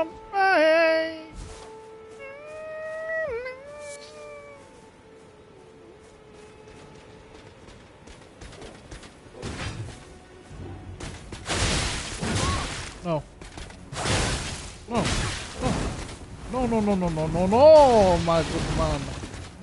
Keep your claws off me right now. Oh no.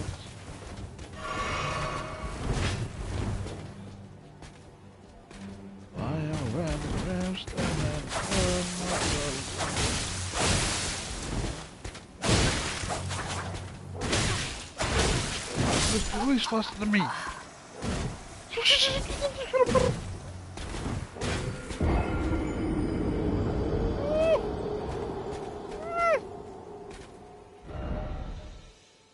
I should have the next card for me.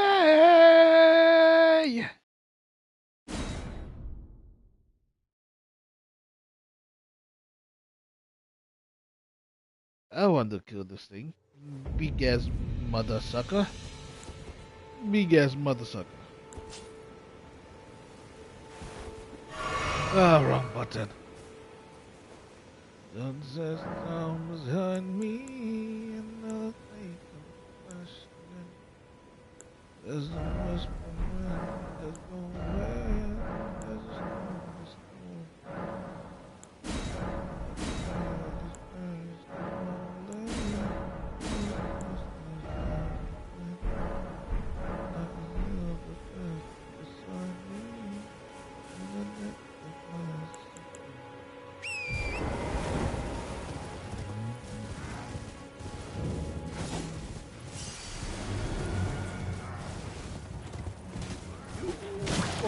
Wow. Wow. Just wow.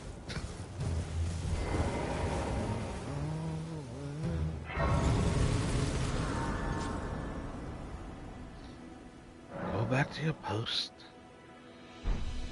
Down the walls, the cage with nothing ever falls again.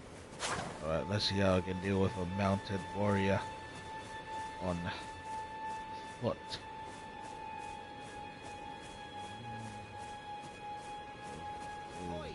Like me, he always bleeds.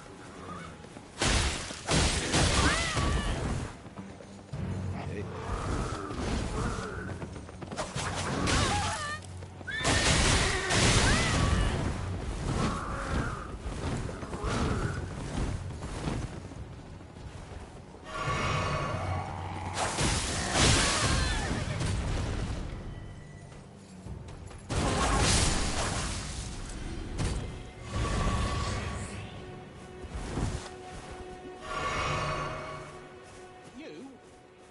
You there?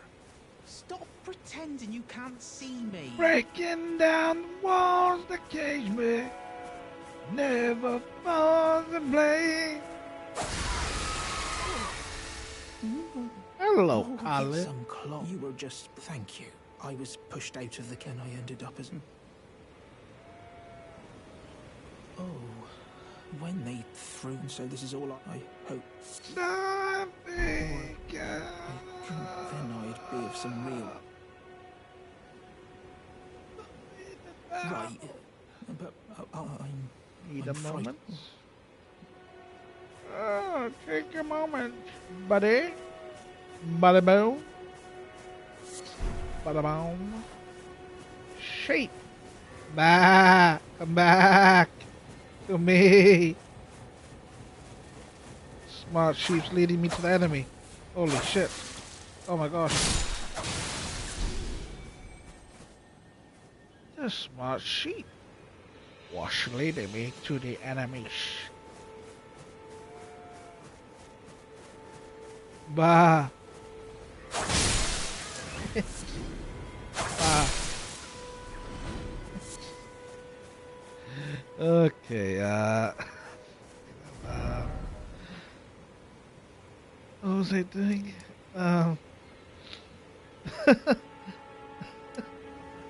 Oh, such an idiot.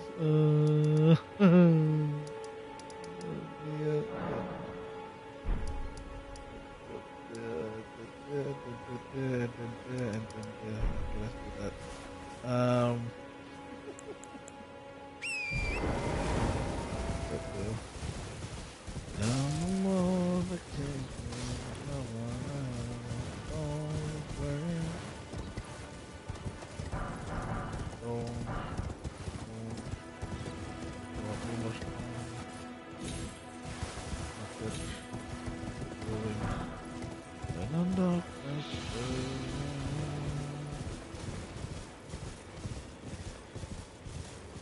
darkness settles down. And the darkness settles down.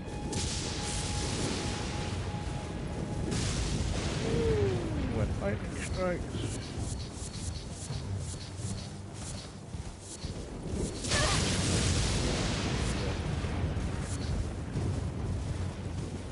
That sheep was oh! Well, I'm busy, sheep. Go look, shh. There's no smokes. I swear.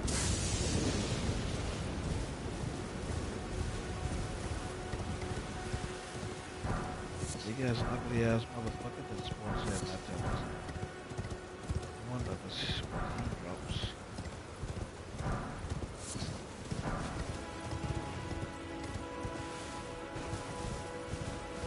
On the lucky suit, who got the suit? No, they know is that he than anyone? Washing all away. Where did anyone? Washing all away. Not seeing you, but name's Bernard. Let me ask you, are you here in the Bernardo. lands just your despite the... Stop Bernardo. Yes, It takes holds me back. firm, Interesting. Bernardo. Now's the time. There's a myriad of mementos, a fine that's how I felt. It grants. What would that eat and pour dry spinning paddy on blade? I don't want any of these. Maybe this.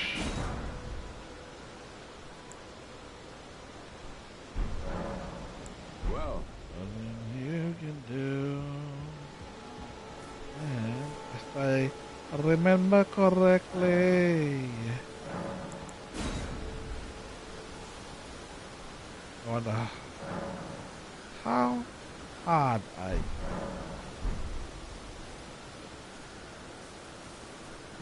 Oh.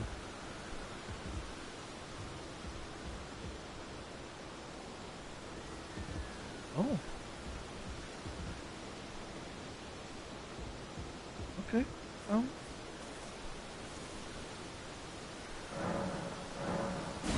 Fair enough.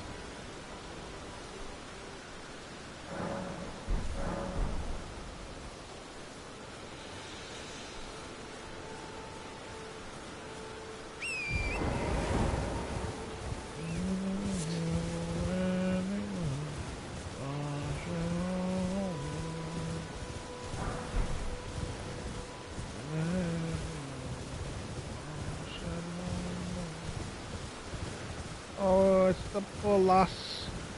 The poor lassie.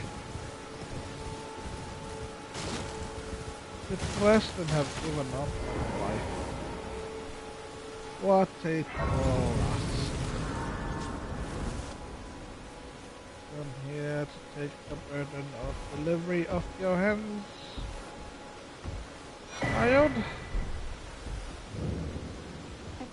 Everyone So cry no longer. only to have her. Did you know? It's quite a You're all on and heading to entice while that but I don't have it's scared. I want to on nothing. Can you tell? Everything deserves someone braver than myself. And it'll be glad you were willing to make it was a oh, tell them I love and finally getting that. It was a pleasure. Oh. Tell them I love and finally The mission up actually attacking her.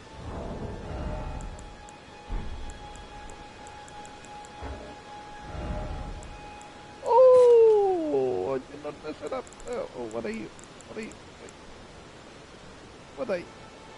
Wait. Who are you? Temporary boost animal recovery.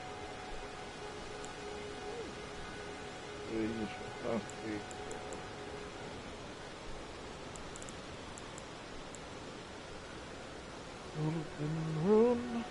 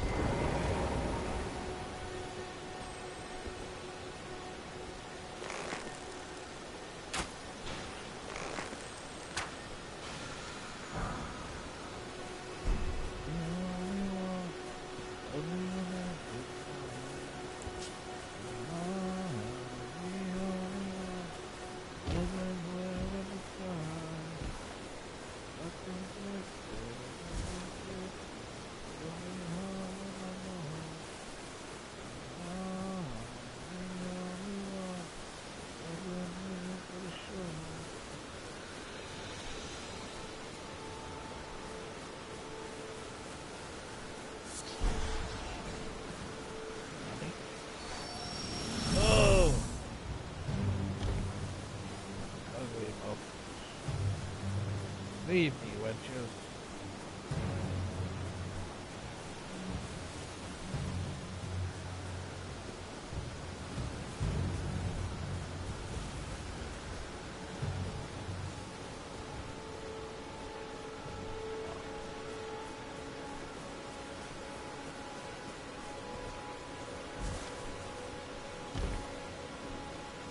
Ah, bridge again. Hello, blind woman.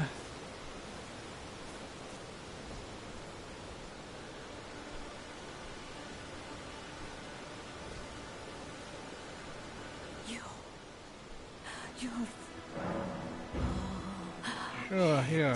To the foundation of gold tarnished.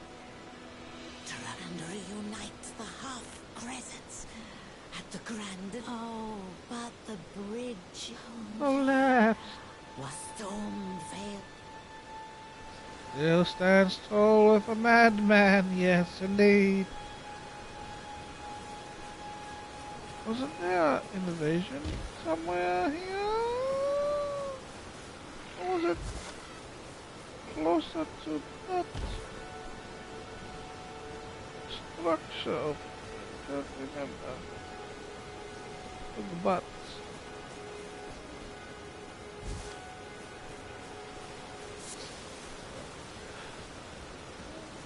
Mine, the only one. Don't know you do the love. Oh, you're kidding me. I thought I was high enough to die. Where's the challenger? Challenger? Where are you, challenger?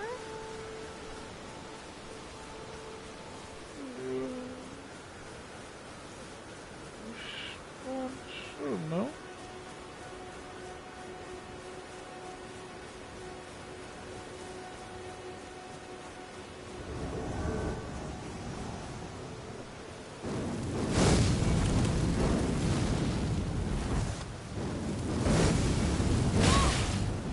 Wow.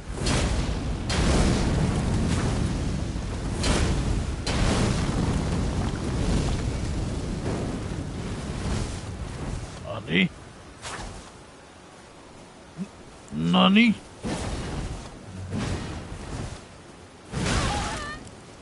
Nani?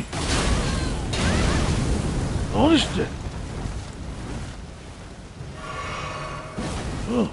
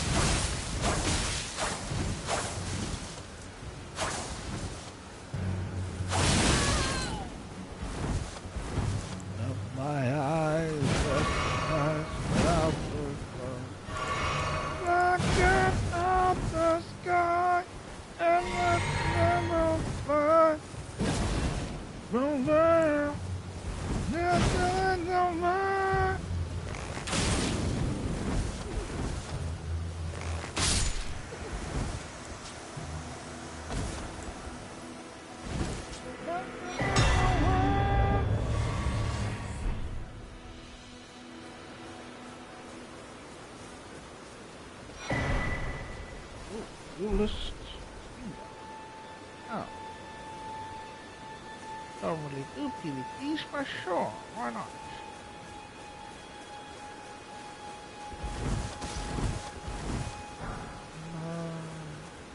And again, I've been right.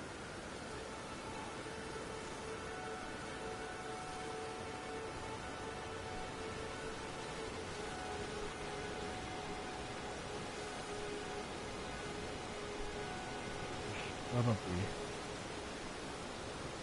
There has got to be a better. I'm sure. Should tunnel somewhere. Somewhere. Lay your breath. Someone is out there. And the rest of everyone.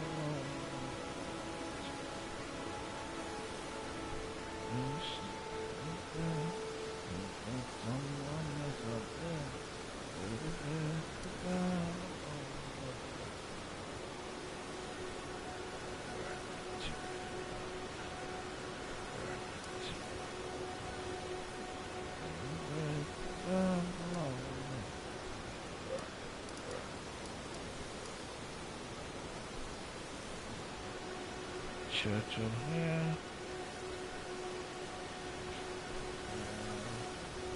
Ooh.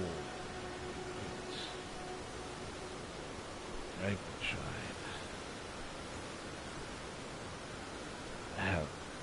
Oh. It's arcane as well as that thing. Oh, I never really dabbled with the dragon breath.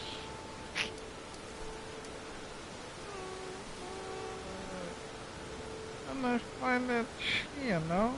On here, there's a little cave. Somewhere here.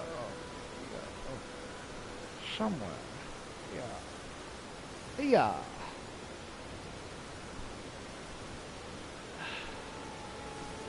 Let's continue with that route. And my lofty iron. What is the cave here? I don't remember. Treasure.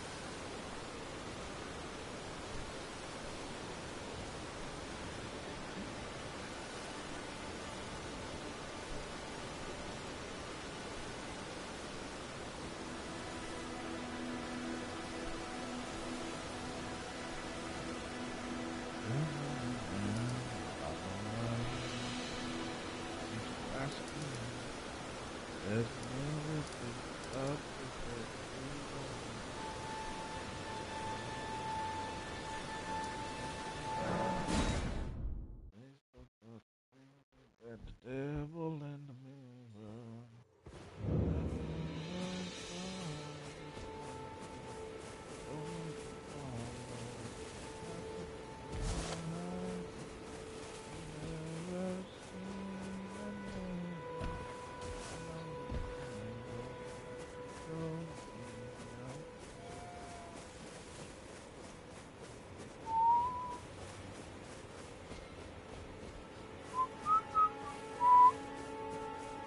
Doesn't kill you, it only makes you stronger. That's what he's telling me.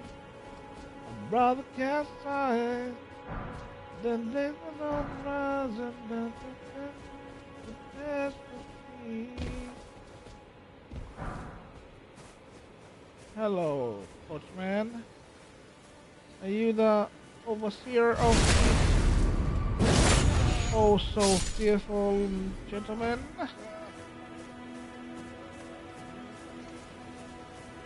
I don't think I'm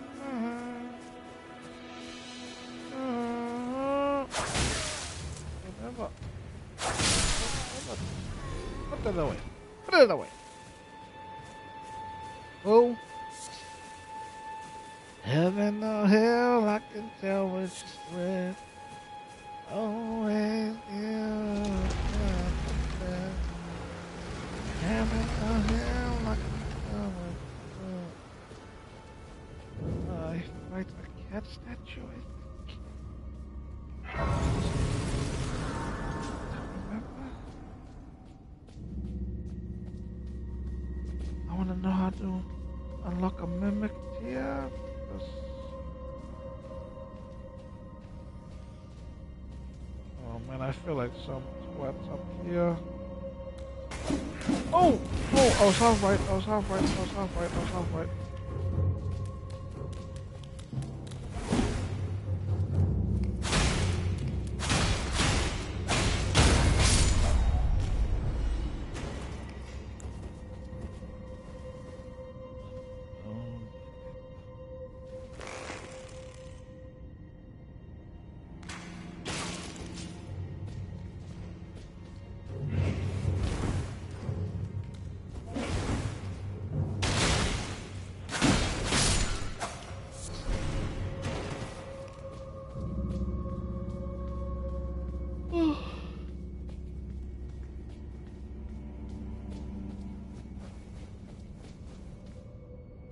Oh. Okay.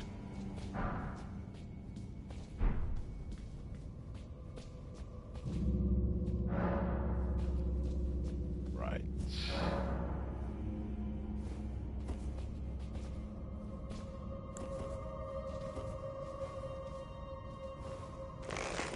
Now I see clearly all the time that something stop dying. Seriously? I shot you that many damn times. What?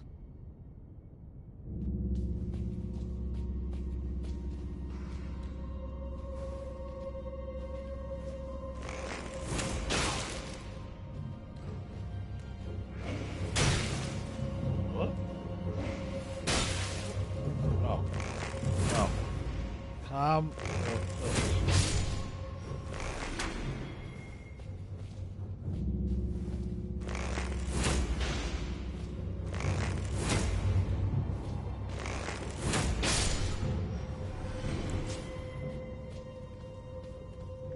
Somehow, got me. Oh no! Accept what I got.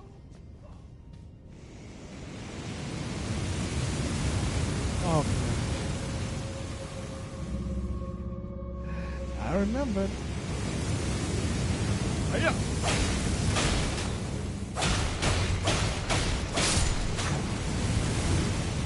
Nice try. B. E.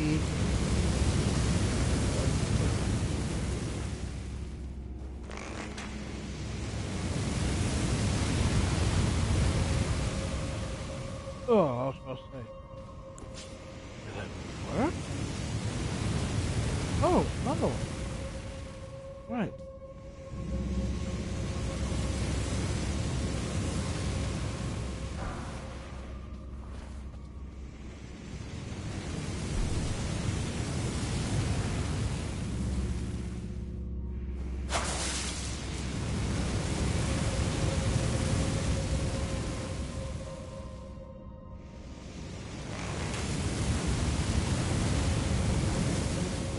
Right. I was but never really listened. Oh, I thought there would have been a bastard here. Okay, well.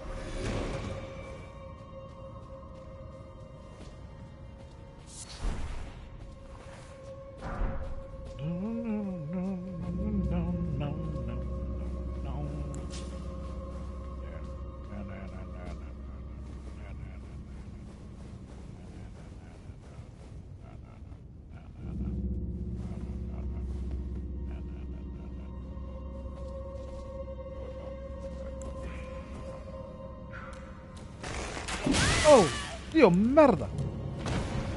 Fotte il gorrione madonna vaca marredo Dio.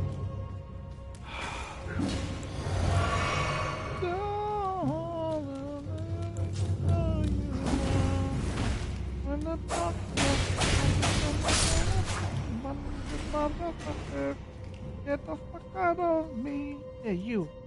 Yeah, you. Creepy ass motherfucker. La la la la la la.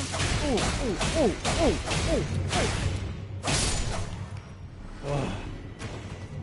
Ay, ay, ay.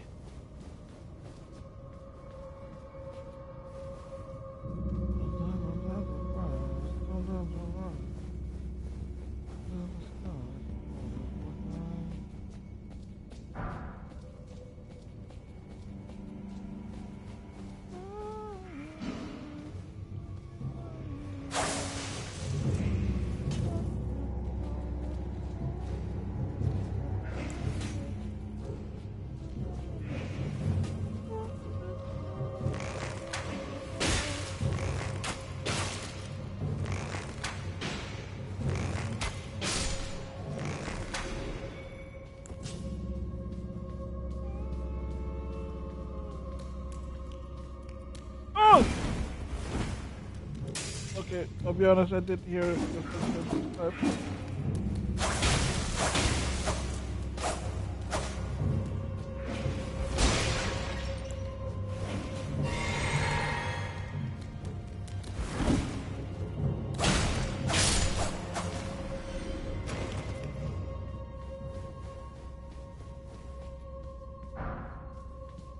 Shit, what's the time?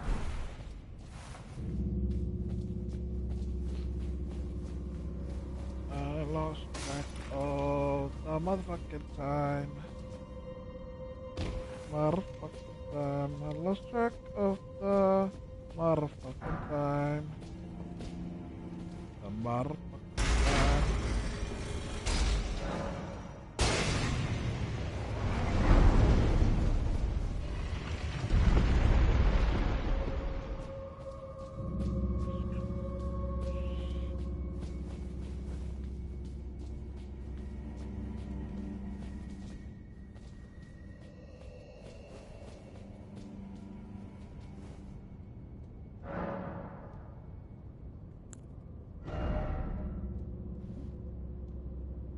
Earned and needed. Two different things, huh?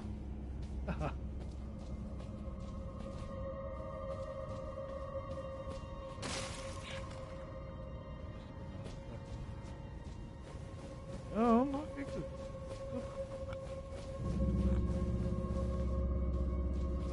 Hold right, hold right, hold right.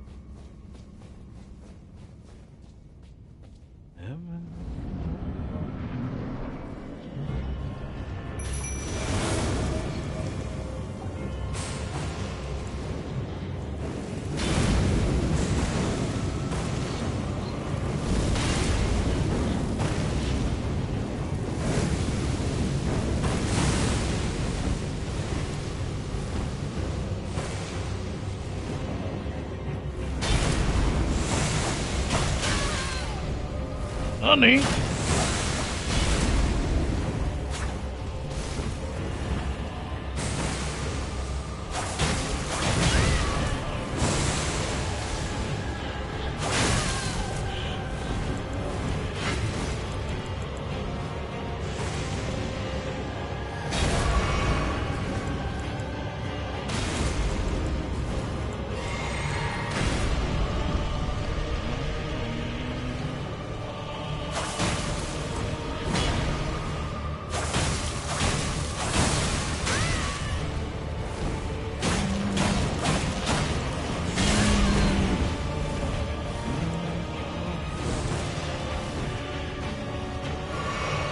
Really, man.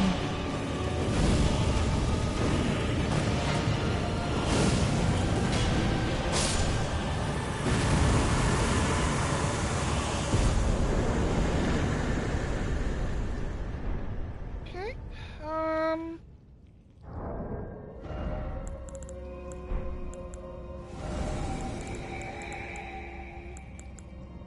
I get a bunch of useless people. Oh, has I got? Admit a voice that says hello. Oh, okay.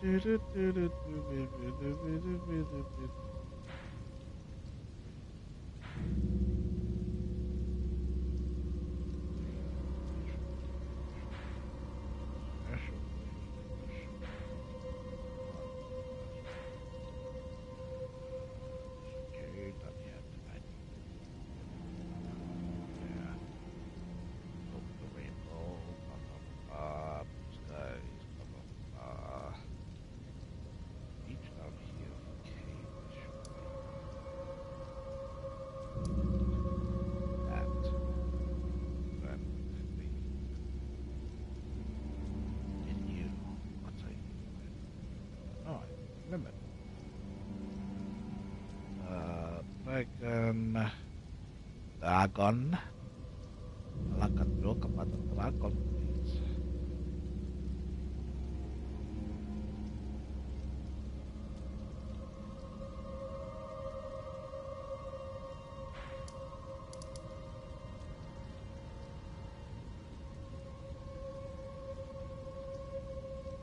I didn't know any better, Malfoy. I was saying you're scared.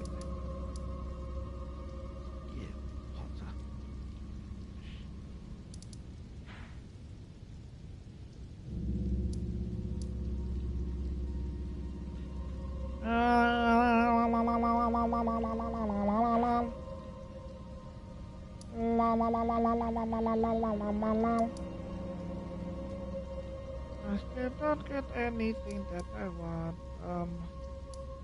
Did I just go to the castle now? I couldn't. I know I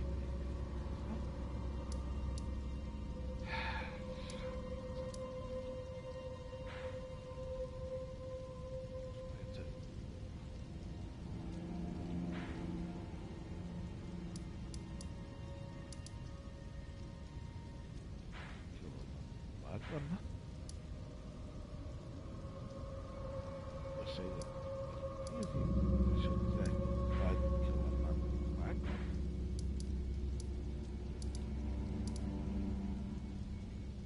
Oh, I can get upset.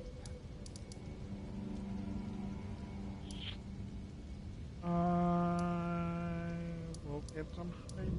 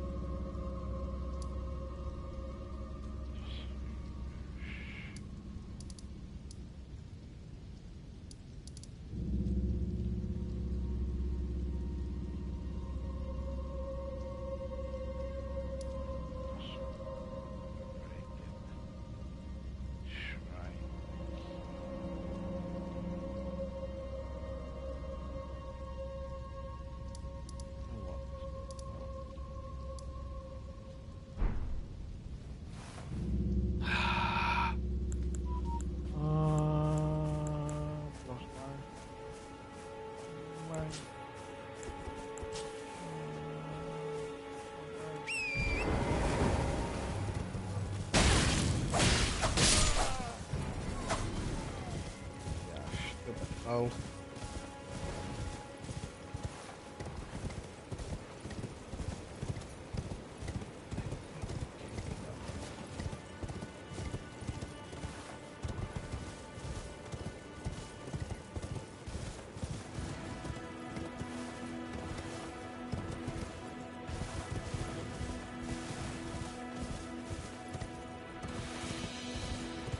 We've lost our bags.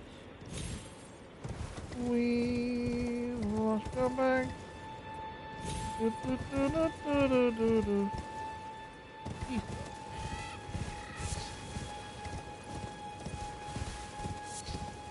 Bags don't mean shit.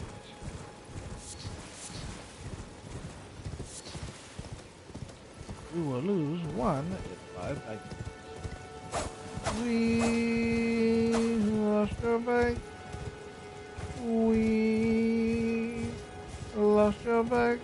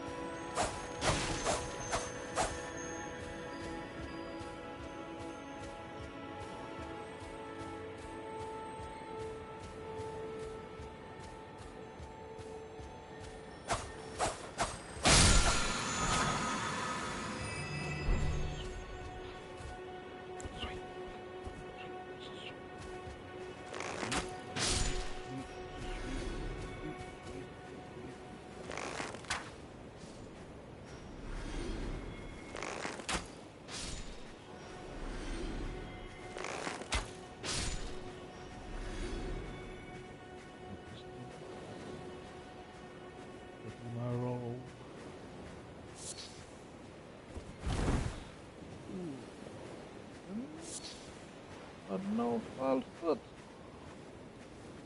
What is this guy?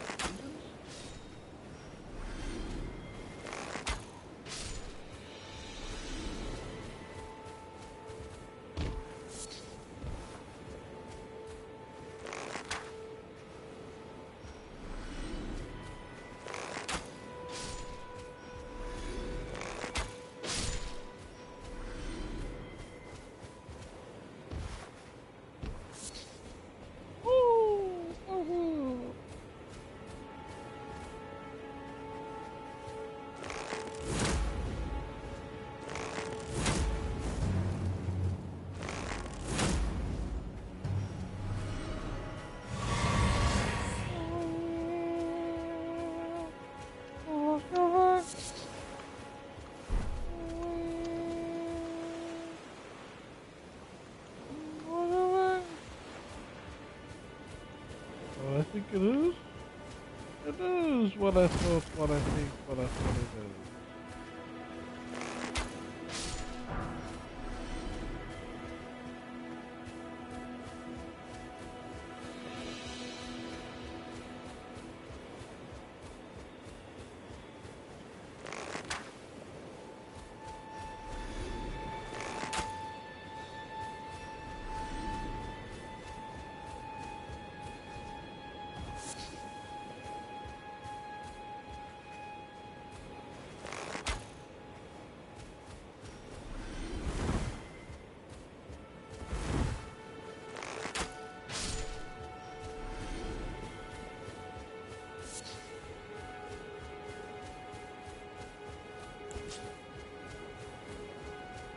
We lost your bags.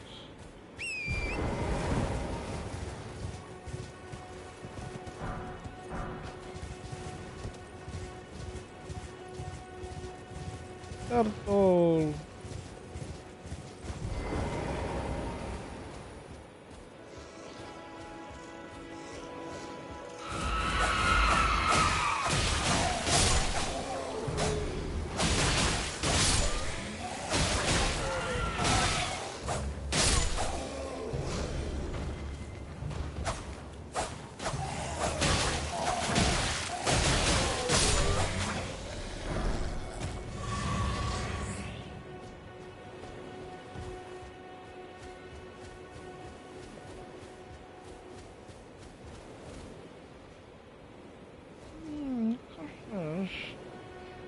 really do this? No, let's just go in. Talk to the motherfucker. Get the grace ready. Get the grace.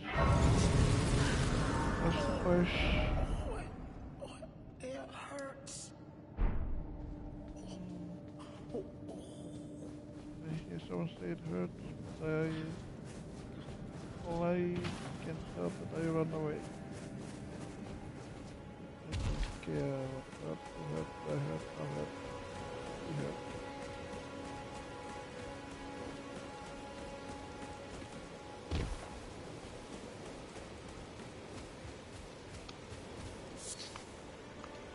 What do you need? I don't want any trouble.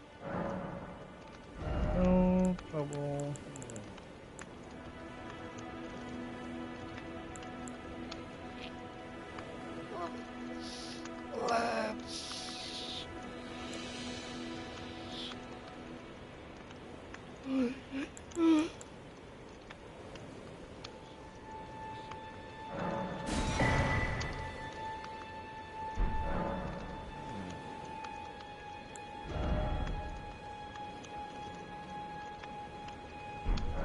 All done?